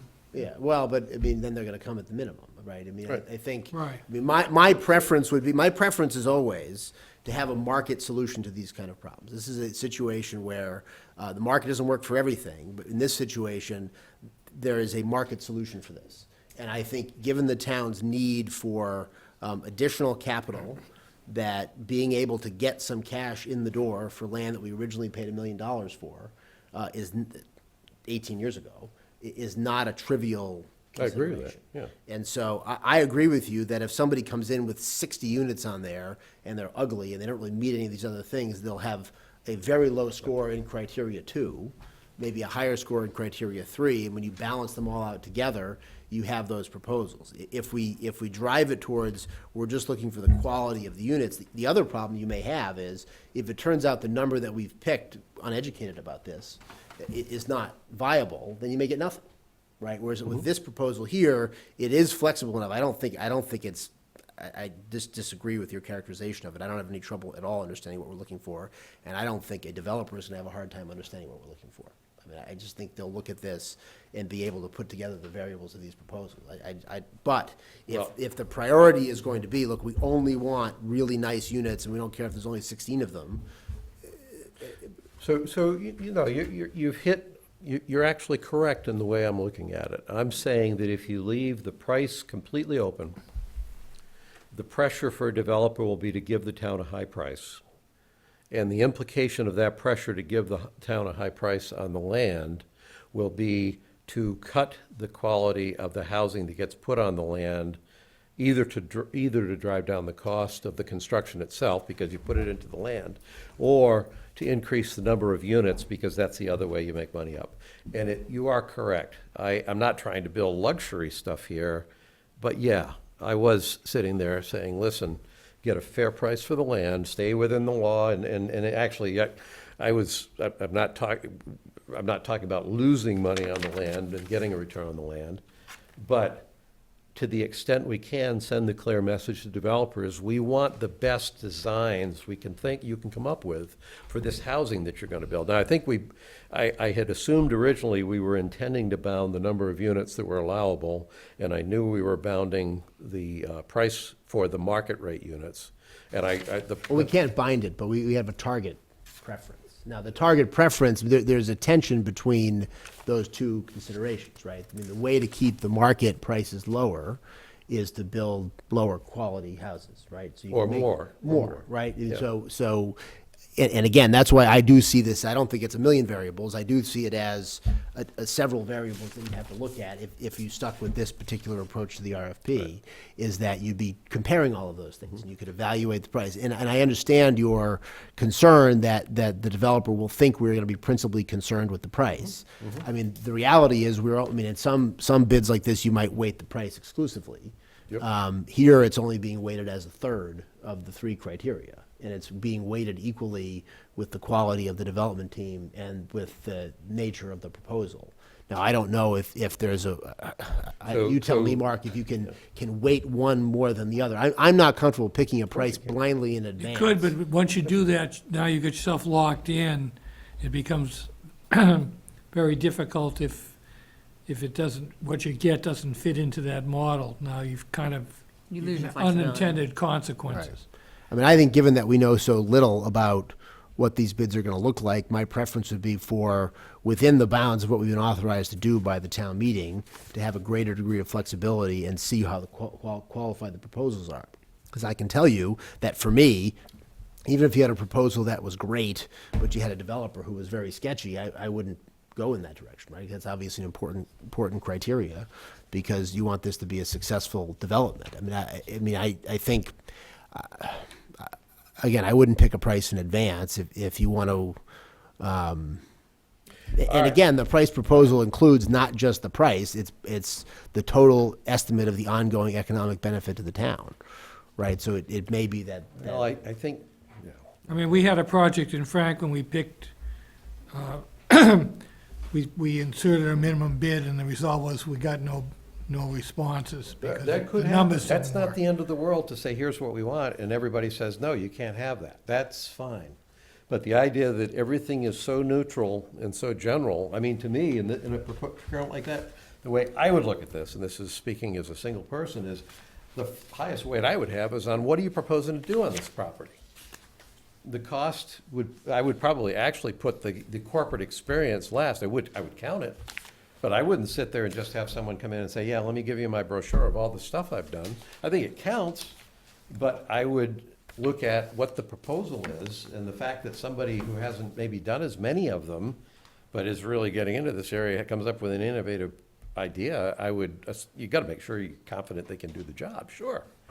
But I wouldn't have weighted them the same. I think what we're doing is we're just kind of doing vanilla, well, we don't know what we want really, but we're going to give you all these things and just see what piques our interest. And I'm concerned that the things that do come in will be so different, we won't actually be comparing what's better than something else. We'll be picking one thing, which corner of the board do we want to go with? All right, I've made my point. You obviously want to move ahead with this RFP, as do I. You are satisfied that this is an RFP that you've heard what my reservations are. None of my reservations have changed your faith in this RFP. Is that right? No, or in my confidence in your and my ability when we get these proposals and when the trust board gets the proposals to sort through them and figure out which meets the criteria and So the goals overall. that raises the next question. Is the trust board, the evaluation board that we should, is that the only representation that is that the right board to evaluate these proposals? I mean, that's the one we have in there. Ultimately comes to us. We have to decide, right? No, I So know that, but It's I'm a talking about the recommendation from evaluation. the, Where I'm coming from is there enough voice of the seniors themselves on that evaluation board to be confident that the decisions they make reflect what seniors care about? Well, you gotta be careful with that, too, You gotta pick one that doesn't have an interest in living there. or potential, yeah. Right, yeah, well, I understand that, but the point is, we're building senior housing. Who's deciding what it is that the seniors want? Do I the think, seniors have you know, I think frankly, they've had their multiple opportunities to have their input, but I don't think that it ought to be part of, they shouldn't be So the people that we're decided. building the housing for shouldn't have any voice in the decision. well, no, I mean, I think the way they got a voice in the decision, as the town meeting article provided, is the Council on Aging Board provided input to the RFP. And that was written into the article at town meeting, and the Council on Aging Board provided input into the RFP. Good. I mean, that was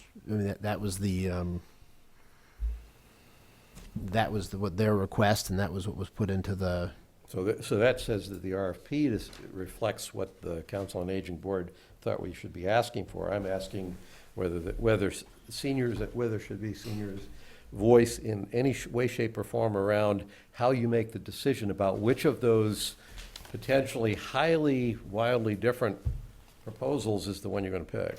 well, I mean, I think, I mean, if it's with the Affordable Housing Trust Board, that will be a public meeting, and a posted public meeting at which this will be discussed and deliberated, and typically, people who attend those meetings have an opportunity to voice their concerns.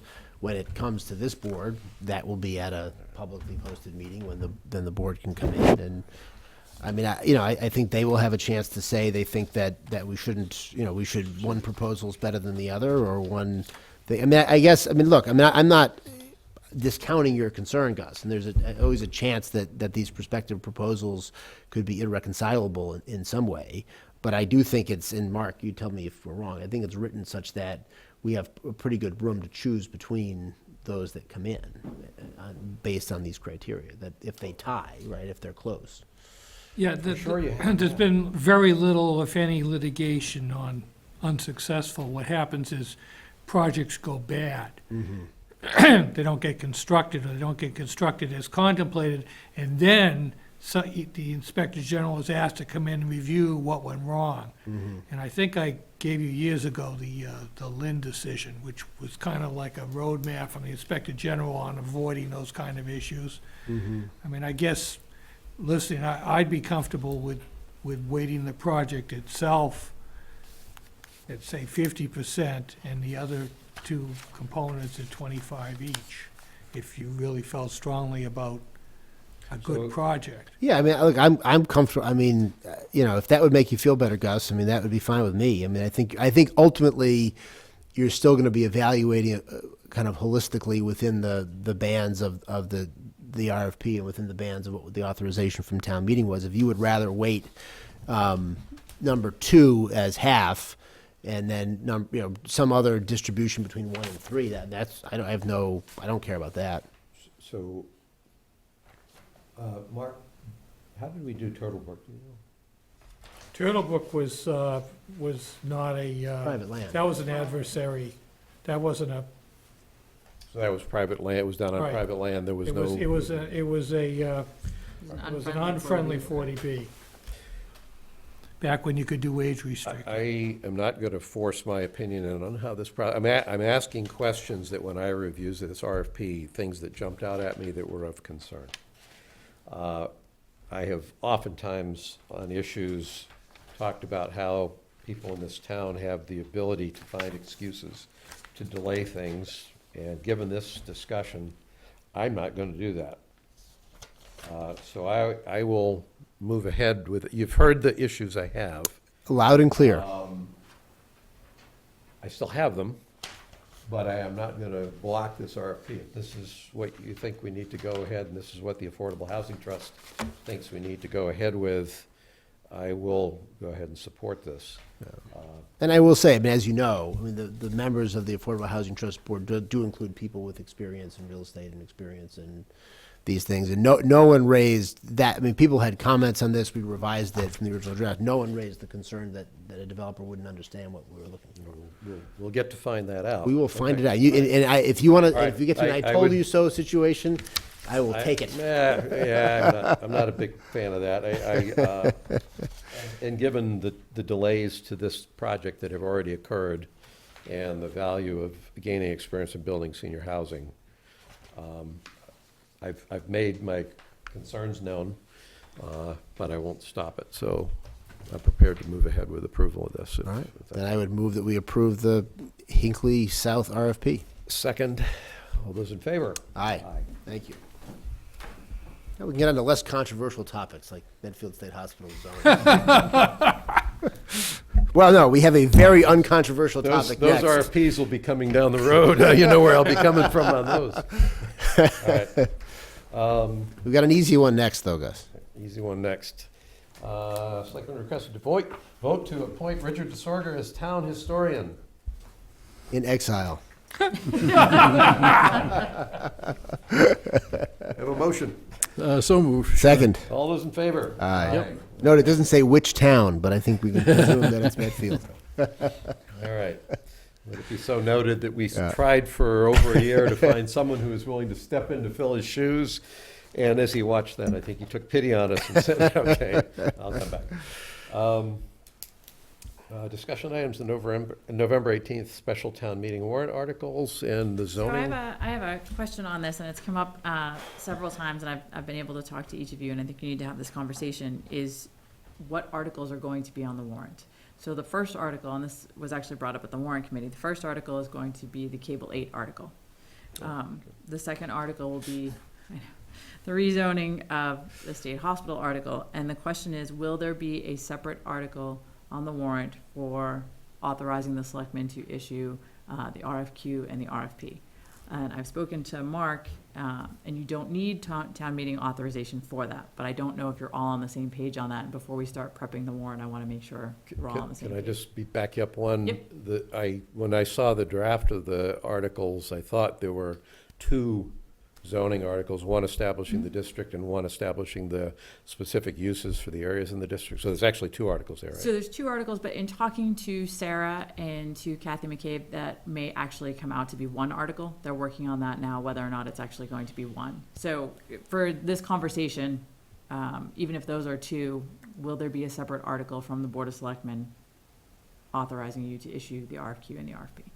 Mark, what's the implication? If there were two articles, one to establish the district and one to establish the uses of the areas designated in the district, is there, I'll tell you exactly where I'm coming from. I don't understand what the distinction, why they're breaking it up like that. And that's why I think the planning board is looking at going The to. two are Okay, so this is the the two planning are board. integrally, Yes. integrally related as far as I'm concerned. That's what I was getting, so that's where I was going, is if you passed the first one and didn't pass the second one, you wouldn't have anything.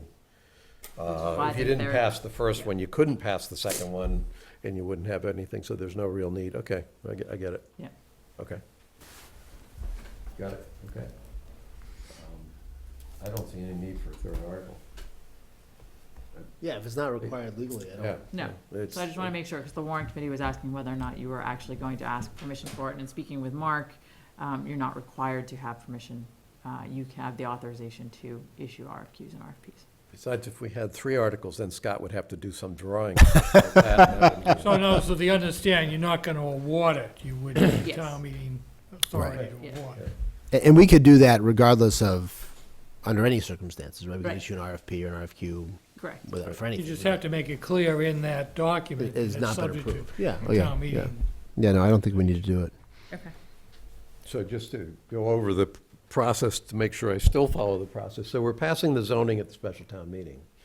On our own authority, we will be able to issue an RFQ, which will, or request for qualifications, which will basically set up a pool of developers that we will then down select from to have a smaller number of developers of our choosing that will then receive our RFP, request for proposal. We will then assume those proposals will come in, they'll be evaluated. Ultimately, it'll be up to the selectmen, I think, to approve or accept one of those proposals.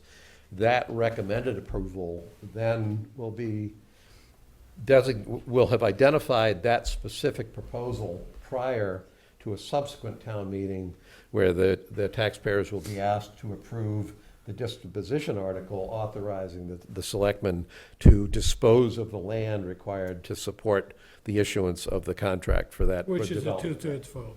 Yeah. So what I'm getting at is I just want to make sure I'm following we're all on the same sheet No, of music on you're the correct. process. Okay. Yeah. And we can get all the way up to the point of a signed disposition contract with the developer, subject to town meeting approval. So we could have it all kind of Have it tucked all and set up, tied. sure, yeah. We wouldn't have to get town meeting approval to negotiate the contract. We'd be presenting, here's the whole deal at the second town meeting. There are two alternate ways of doing Yeah. it. You can choose which way to do it. Well, we're choosing It's door number actually 2. cleaner the way you're proposing, because then the town meeting knows exactly what the Yeah. disposition's going to be. Right. Whereas you get authority to dispose of, and then you're in a legal gray area whether you need another Right, vote right, for a specific project. right. And I'd be in favor, I mean, the only thing that's, the reason I'm going through this and I'm doing it while it's being broadcast is that the way that second vote has been discussed, even at the information meeting, it was the wording, what happened is they talked about the disposition agreement that we have with the contractor, and they talked about started to get confused in how it was talked about around the article that the taxpayers will be asked to approve, which is to authorize the selectmen to dispose of the land. So the disposition article, if I'm following the legal details here, the disposition article the taxpayers will vote on is the article authorizing the selectmen to dispose of the land. They won't be asked to vote to approve of that land disposal before they know exactly what we're planning to do with it. Correct. May incorporate that into that disposal Correct. motion. There will be a contract Yeah. on offer at that town meeting saying this is the disposition that Right. they're voting on. Oh, We will have. so are they approving the contract, or are we approving the contract? We will have signed the contract with the developer and then asking the town meeting for authority to do that. So we'd sign the contract subject to town meeting approval. Fair? Or do we not sign it until we have approval? We can actually sign a You contract? can do it either way, but, It's ineffective. Either way, it's only effective in the town meeting right, approval. the only issue is whether they have the town meeting vote specify not only a disposition, but disposition for a specific approved Yeah, project. I don't care. I thought I understood the nuance, but maybe there's more than one way to skin the cat. I don't care how we do it. Yeah. The point is, the The legal taxpayers requirement will know only- what it is we're gonna do the legal- specifically. The legal requirement only relates frankly to the change of use. A disposition is considered a change of use. So, The only thing I'm trying to clear up is some confusion that came up in conversations around the taxpayers will get to approve the contract, and it's like, well, not exactly. Well, I think in theory, in reality, they will. I mean, the way we're going to do this, we will have, because I mean, take the Hinckley property, for example. I mean, we got at town meeting was authorization for a disposition within a certain range. As long as we stay within the bounds of that town meeting article, we can sell the contract, we can sign a contract, sell the land, do all the rest of it. And as long as we're kind of within the 20-yard lines there, we're good. I think the way we're proposing to do it here is we're going to get, it's as if we had issued this RFP before town Before it, meeting, yep. had awarded the RFP, and then we're coming with that. And I think we should, I mean, personally, I think it would be most prudent that whether technically they're approving the contract or not, what we present to the second town meeting is a done deal. In other words, Okay, this yeah, is no, the I agree. contract. Yeah, yep, okay. The only thing that's going to happen to this contract after you vote on it is we're going to sign it. Right, okay. Otherwise, this is That's- it. So there's no ambiguities. Right. And no further to be negotiated or Right. kind of, none of the sort of boogeyman of like, Right. well, once we approve this, then the selectmen, we can go off and we can build a 90-foot Yeah. skyscraper Yep, up there yep. and there's no control anymore. No. I think we want to have it, Three of us. Yeah, I mean, it's a two-step process with the town, at the first special town meeting saying yes to the zoning and the plan, basically. And then at the second town meeting saying yes to the project The that gets specifics, proposed. then the sale and everything else. And so the town has ultimate control at Right. that second meeting. Right. Bill? Yeah, I just have a question. I'm going to assume that when you are discussing the land disposition agreement, or an MOA, or whatever you're going to sign, their contract that you're going to sign with the developer, that it will be at a public meeting, and that the public will have an opportunity to listen to your deliberations as about the language. If you do it behind closed doors, If there's no grounds for executive session. Yeah. Don't worry, Bill, you'll be there. if I'm alive, Okay. there may be a rail in town to ride me out on. I may not be here. All right. I think we're in sync on that. Okay. Yeah. That was the only question there. That was We're really good? the only question I We're had good on to that. go? Okay. Next item is town administrator Well, update. Oh, I wait. thought we had homework to do on the zoning issue coming out of the last planning board meeting. I thought we had some decisions to make with respect to what uses we were gonna propose to avoid the Article 97 issue. Correct. That's Did how we I. have to do that, or the planning? I thought the didn't planning board was do gonna that? do that. I thought the conclusion from Sarah was, it's our article. They had some views on it, and I was there for it, I think you both were there for it as Yeah, we all well. were. It's in the minutes. They the- had the some draft views minutes on they it, sent us. but that ultimately, since it was our proposal, they had some changes to suggest, but ultimately, Right. we would have to make it. And so if you look at the bottom of page 4 Those are the minutes. of the minutes, yeah, it says Chair Lemke said the planning board needs to let the BOS know the planning board would suggest the following changes to the zoning article. And then right above that, it said, Mr. Sorrell had said this is the Board of Selectmen's article, and so this issue would need to be resolved before the article goes to print.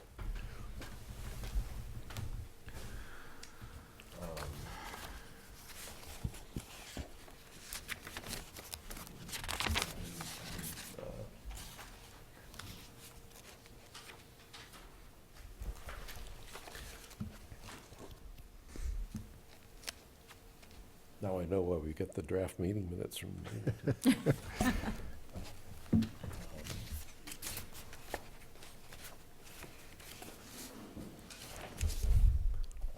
I don't know if Marion is making a comment on the length of by having pages 4 of 3 and 5 of 3 to suggest perhaps that it was longer than it should have been. I don't know. I might have said the It's a exact little, same thing to her a today. subtle passive-aggressive comment from a recording clerk about the length of these meetings.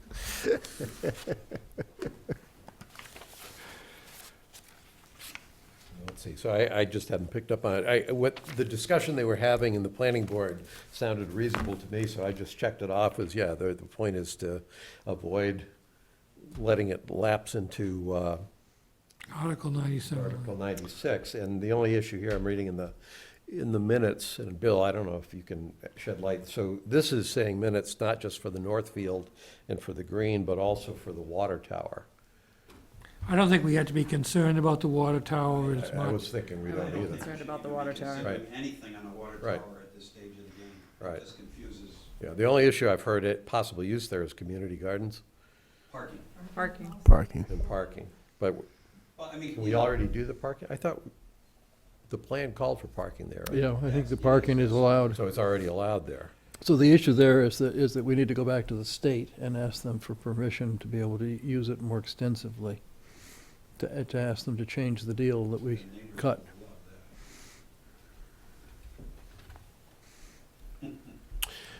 So my only concern on this, and I've thought about this a lot since the meeting, is making sure that, in addition to the Article 97 issue, that we don't put ourselves in a worse position should the master plan as proposed not proceed beyond the Right, zoning approval. right, And so, because I do think that particularly, as to the Arboretum area, that in the event that the master plan either, if it fails at town meeting, nothing's changed on zoning, and we're still where we are. But if the zoning were to pass, but all the proposals were to come in, were just unacceptable, right? We didn't get anything that we'd be willing to submit to a special town meeting, or that we did submit to a special town meeting and that was ultimately rejected. We're then going to have to pivot from that to something else, right? And so, as I thought about it,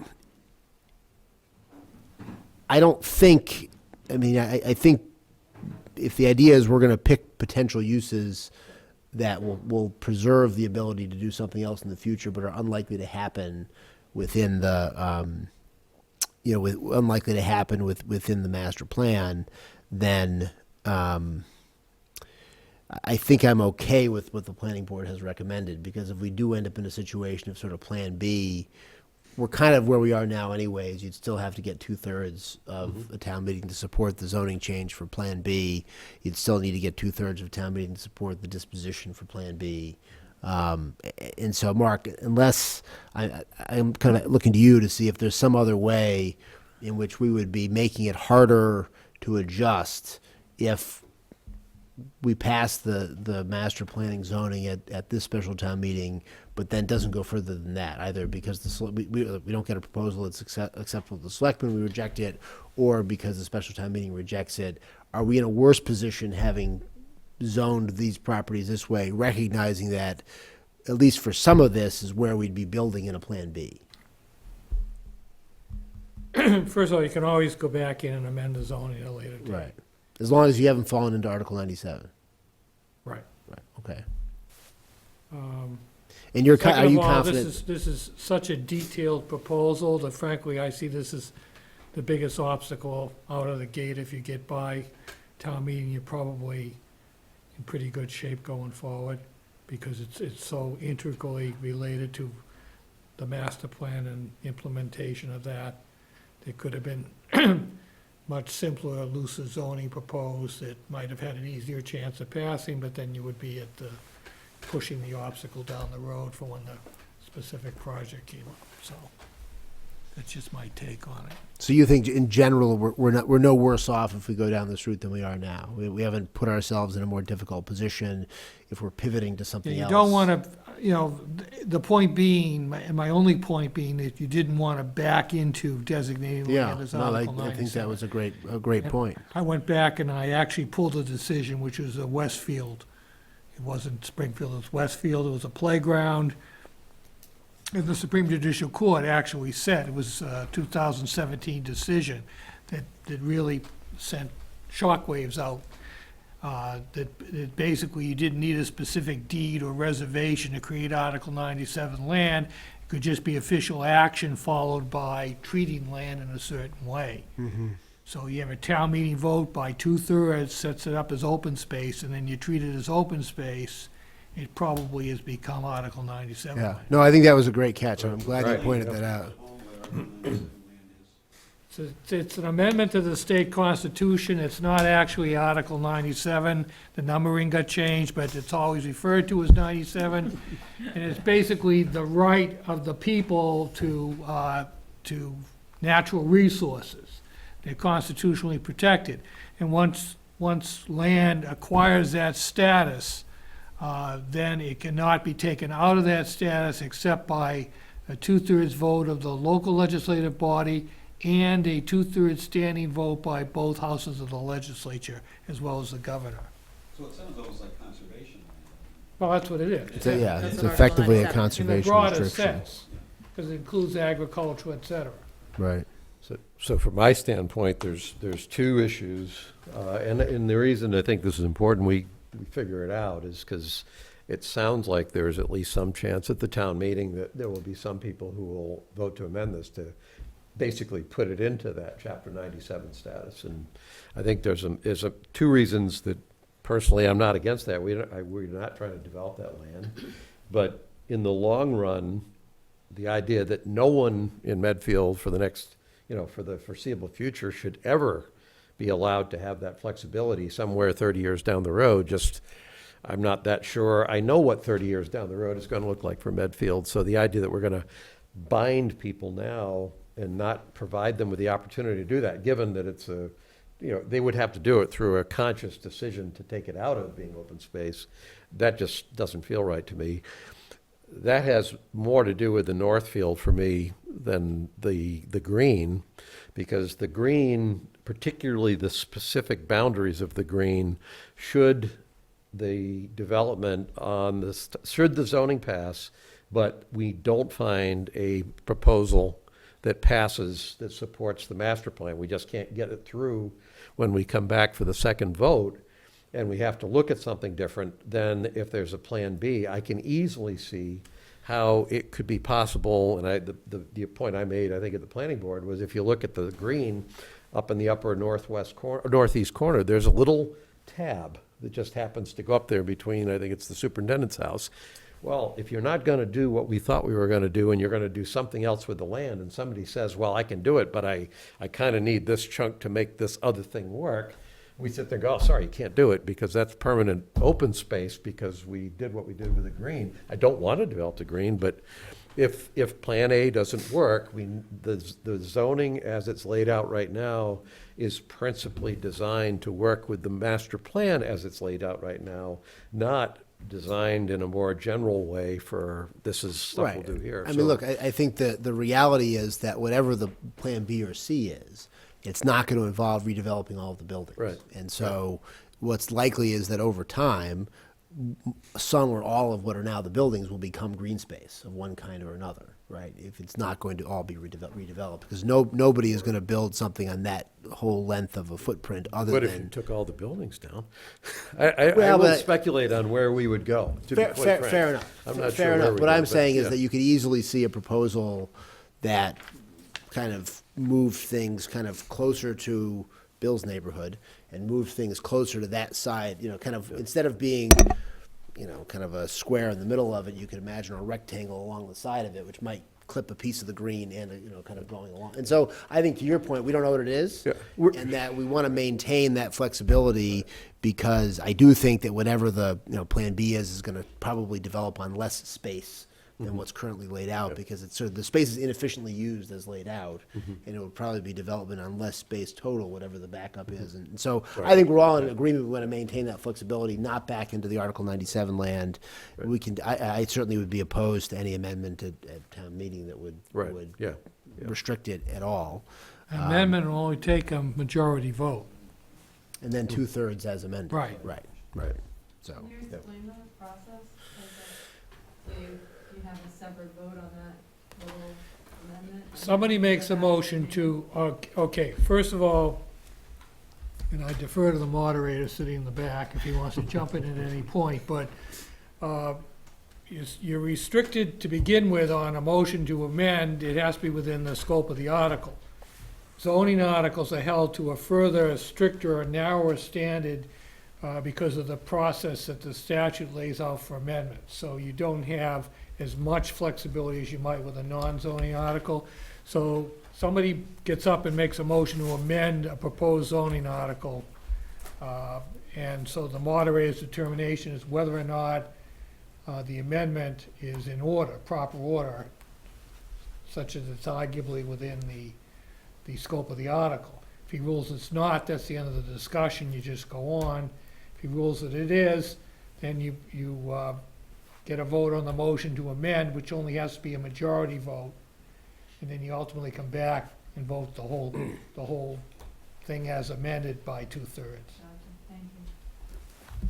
So what happens, Mark, if the amendment passes by a majority vote, but the amended article does not pass by 2/3? Fails, And so so basically, whole what, thing fails. Then you're on to Plan B. And you can't bring it Okay. back up again. You can't move okay, to so you don't go reconsider. back to the unamended? You can Yeah. bring it back up within 2 years if the planning board gives you a positive recommendation. But I mean, at the town meeting itself, once it's voted down, that's it. There's no pulling it back up again. I think you're thinking then de-amending it to take the Well, amendment. yeah, no, but I get the logic. Well, then you get because- into no, because if a then you get majority into the votes- motion for reconsideration Yeah, horror show. yeah. No, And but that's- I get the logic, because if the amendment passes by a majority, then that says if a majority of people wanted it that way, then you wouldn't have gotten a 2/3 vote on the original, because they wanted to change it to the other thing. So by definition, you may not get 2/3 for that either, but I get that. It's not necessarily true though, right? I mean, you may have I've seen who people would get, support the original- people amend things and then it fails anyway but they just wanted to get it in there to be safe. So if it did pass, at least it would be. I could see that you could have an amendment that might pick up, you have a certain number of people are going to be opposed entirely. You may have additional people who are opposed with the amendment, right? And so let's say 30% of people are opposed no matter what. Right. Then you amend it, and the amendment passes 55-45. Right. But among the 45, you could have people who are opposed to the overall article in favor of the amendment. But then people opposed to the amendment say, well, as amended, like, I will say for me, right, at this point, I intend to vote for the article. If it gets amended to turn it into open space, I will vote against the article, right? So I'm that number right there, in the sense that if it turns into perpetual open space on all the grasslands of the property, I'm against it, because I think that just would lock us in. Even if it passes, Right. we're then limited to redoing the zoning only on the section in the middle, which Right. again, puts us back into the same quandary we'd be, which may already have been rejected. So I think it's hard to do the math on that. I understand the logic of it from a parliamentary standpoint. Yep. It's not a perpetual debate, you vote, it's over, but So then there's another question I would have on that, Mark. So right now, forget the water tower for a second. The issues around this are primarily the Northfield and the green. For people who are dyed-in-the-wool preservationists, they want both the Northfield and the green. I don't know if this will happen, so I'm just trying to figure out the mechanics. Does that then become, there's an amendment that amends one of the areas and then a subsequent amendment to amend the other area? Possibly. Okay. The only restriction would be, and again, Scott, jump in, but that only one motion to amend is on the floor at a time, but there's no limitation on the number of motions to amend. Scott will have to eat his Wheaties that day. Here, we thought we were making it easy for him with 2 articles, and and now it's multi-dimensional amendments, potentially. That's good. Well, I mean, I think the key point is the one amendment on the floor at a time. Yeah. Yeah, That's my entire comment. okay. And I think the key point that we've always, that we have always relied on is that we're gonna have one amendment on the floor at a time, so. Okay. that won't- Okay, So it won't get totem pole amendments. We could have successive amendments, but we Okay. won't have one on top. yeah, yeah, okay. But it would be possible for 2 amendments to show up before the 2/3 vote is taken? Yeah, Okay. if the First Amendment fails. What You if? could then have what a if it further passed? amendment, right? Yeah. You could pass, and then you can amend it Yeah, again. you could amend it again. Okay, yeah, right, okay, Yeah. yep, okay. Go ahead, Bill. Just to comment on the lawn, there are at least two historic register lawns. You have the lawn at the superintendent's house, and you have the Clark Building lawn. In the master plan, the lawn's been expanded to include the site of the old Clark Building and every other open space along the front. But You're saying both those lawns that were in the current designated they're in the current green. designated historic, yeah. Well, Now, they're in the green area, the area what designated. they're calling the green now, Right, yeah. right. I mean, technically, there is no such thing as the green Right. unless you pass The the lawns zoning. are pretty small, They are. as I recall. I mean, Yeah, they're yes. almost like lawns of a house. They're not like Well, lawns of. no, the Clark Not Building great lawn lawn. is. It's not the Clark 12th Building hole at lawn Augusta. is fairly large. I mean, the Clark Building was a big building, so the Yeah. lawn in front of it's a big lawn. Yeah, but it's not 15 acres. I mean, it's. No. It just feels that way. Wait, okay, we've I think we're. done We're good on enough that? I think we're good on that. handicapping of the special town meeting. Yeah. See how complicated we can make it for Scott when we only have 2 articles to work with. All right, town administrator update? I just have 2 things. Just a reminder, the townwide master planning forum is going to be this Sunday evening, and we'll be serving dinner as well from 5 to 7:30. They're asking for people to RSVP to that. Yes, and you can go on the website. We also have a link on Twitter that you can use Eventbrite to sign up so we can have a head count for food. And then tomorrow, the Board of Health is running an all-age flu clinic at 5:30 at the Public Safety Building. We ask that you bring your insurance card with you. We're good? That's all I have for tonight.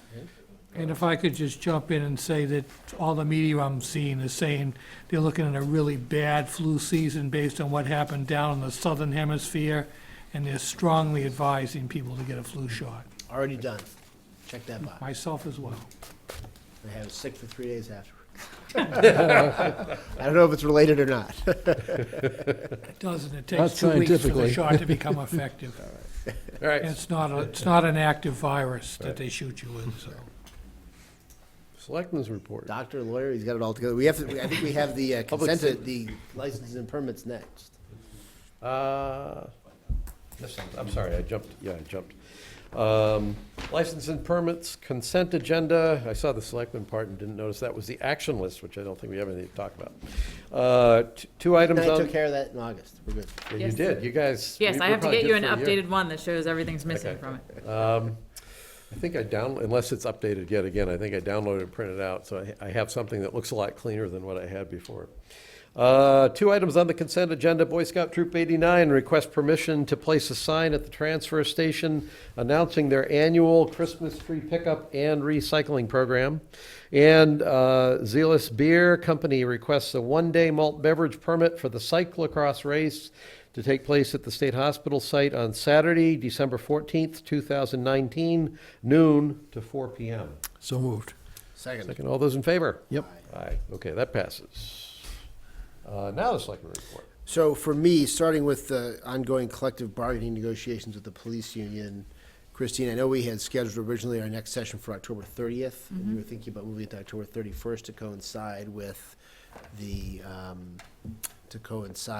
the Board of Selectmen meeting. We're working on that. We're working on that. If we did that, would we be in a position to have an executive session on the 31st? To have an update and discussion, or no? No. No, okay. Then the next meeting of the Dale Street School Building Committee is next Wednesday, October 23rd. We're now in the phase of selecting a designer, and we had appointed the three of the 13 members the town gets to appoint to the Design Selection Commission. And I think under the last schedule that was laid out, it looks like it's like a January of 2021 special town meeting on that, if everything goes according to schedule. And sort of the public input portion of that process will kind of ramp up next year. We're sort of still in the MSBA prescribed section of that. We also had a very interesting meeting at our last Affordable Housing Trust Board meeting. We had, as you know, one of the as yet to be completed or bits of unfinished business that we have in our housing production plan is the development of a group home in Medfield. And we had a meeting. We've had a number of meetings on this topic over the course of the last year or so. And our meeting in the spring, kind of, we left it that we're very interested in working to do this, but we really needed to find a partner organization that would be in a position to run the group home, that the trust can assist in the development of the land and contribution to construction, but really the town can't run the group home. And so we had a presentation, and I didn't write down the name, but we had a presentation from an organization that was incredibly impressive, that runs both group homes that are funded by state money, but also group homes that are funded by the residents and their families. And they have really a huge variety of different kinds of group homes. They have some of them that are almost like within larger apartment buildings, sections of apartments that are in a general use apartment building, and they've got 6 to 8 units that are managed as a group home. They've got one that was in a former convent in Arlington. Just a big diversity of potential housing options. Suzanne Sino was there. They had a meeting with this organization. The woman who founded it was incredibly impressive. It started in 1980 as the lawsuits against the state were starting to progress to deinstitutionalize a lot of folks to find these options. So it's a little bit of, there's some optimism on this front that we may be able to work with this organization. The next step is, there's two next steps from the trust perspective, is to figure out what the actual finances are, so how much money, how much of a contribution that would be necessary to make the group home happen. And secondly, to look for a piece of land and different buildings. And we talked about some options, but I think we have a list of 15 or 17 or so that Courtney and Sarah had put together. We're going to discuss it with these folks and have them take a look at it and see what they think. So it was very productive. If you're interested, I'm sure they'd provide, I get you a copy of the PowerPoint that the presentation that they made. And Suzanne was laughing because she told us that when we were kind of a little bit not at loggerheads, but sort of we felt we were at a dead end in terms of finding an organization to partner on this particular part of the project. And she realized that she had on her bookshelf a book written by this woman who had founded this organization that has done, 70 plus group homes. And she pulled it off, and it was fortuitous, and it was a great meeting. And so hopefully, that's going to be a priority item for us over the So course of that's the not next the year. man that we met with before then? No, so LifeWorks, what had happened was that had wasn't been. It wasn't LifeWorks. We met with somebody from Newton. Okay, I don't remember who that was. This was, so we have been working with the LifeWorks. They're building something in Westwood. And so they got a piece of land in Westwood. And so the group home that they had kind of identified potentially for Medfield is going to be in Westwood because they got acre of land kind of right there. So I think that's the Sounds good. extent of my The company's called Till, I believe. till. Till. Yes. Yeah. Yeah. It was really impressive. I was, it's great. So that's it for me. And now that you mention that, I've been to their website for some reason. So Sino must have put me onto that at some Yeah. point in time. Yeah. So I would just mention that I went to the Medfield State Hospital zoning forum that was held, and I thought that was nicely presented, nicely done by the participants. Went to the Saturday production of the play at the Medfield State Hospital that the Cultural Alliance put on, play called Medfield Anthology, which was a very interestingly done because it was a series of using different buildings at the state hospital, and different people, then different actors, performers performed in front of the different buildings, and then there was singing inside the chapel by a woman who just had a dramatic voice that just resonated incredibly in that chapel, Gene. It was just, the acoustics were just wonderful with her voice and the dim lighting. And also the Medfield Foundation Legacy Fund Community Board had a meeting last night, and we're still working on trying to raise that $1 million endowment for the town to make things better in the town. So if anybody's looking to help make the town better, please help us endow the Legacy Fund. Right. So that's it. My case, since the last meeting, I wound up having my dance card filled up with a whole lot of meetings through since our last meeting. The Development Committee attended the Warrant Committee meeting on October 2nd, and it was primarily a discussion about the special town meeting. I think the Development Committee members have been trying hard to find some way to craft a financial analysis in advance of the special town meeting, and of course, they haven't really been able to do that very easily just because there's nothing specific on the table. They are mindful of the fact that passing the zoning and initiating the process of looking at developing the state hospital will undoubtedly have some financial implications for the town, but they probably won't make themselves known until April, or May, I should say the beginning of May. I also attended, as you two did, the planning board meeting on the 3rd of October, and appreciated the conversation that went. They were looking at a lot of things. I thought it was a good meeting.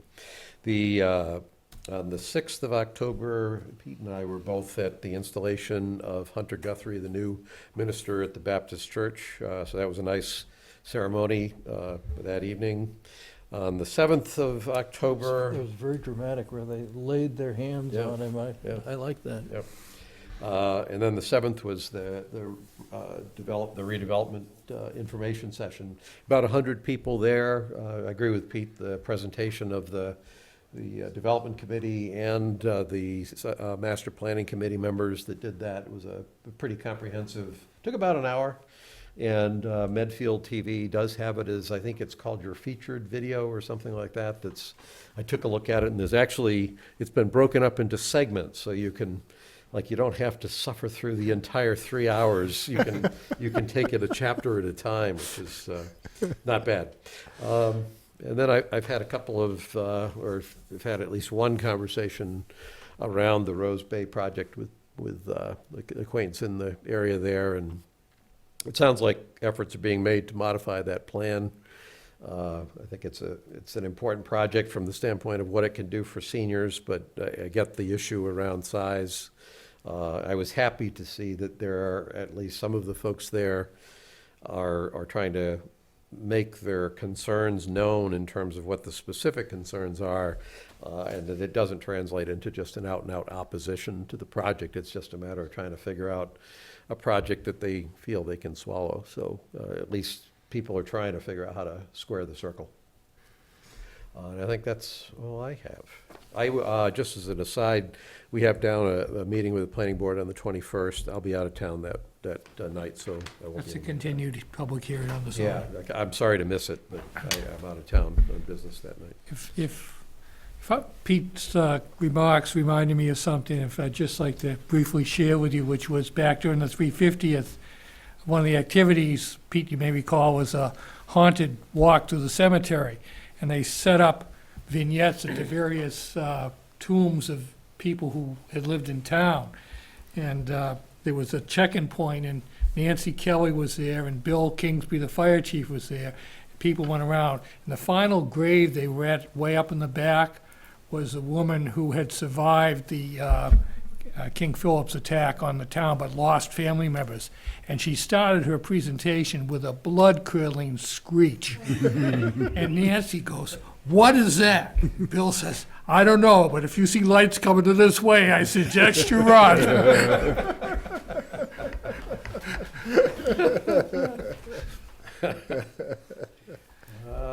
Let's see, I think that's all the items we have. We have informational items that I don't think anything necessarily, we already talked about the draft copy of the minutes from the planning board. Yep. And I think that's The rest is probably fairly standard. And our next meeting at Bill's request is at 9 o'clock in the morning on Halloween. 9 o'clock on Halloween. I've been sending out emails 4:30 in the morning. Getting up at 9:30 to work on Halloween. All right, I think that does it. All right. Motion to adjourn. Yep, so moved. All in favor? Those in favor? Aye. Aye. Thanks for coming. Thanks for listening, everyone.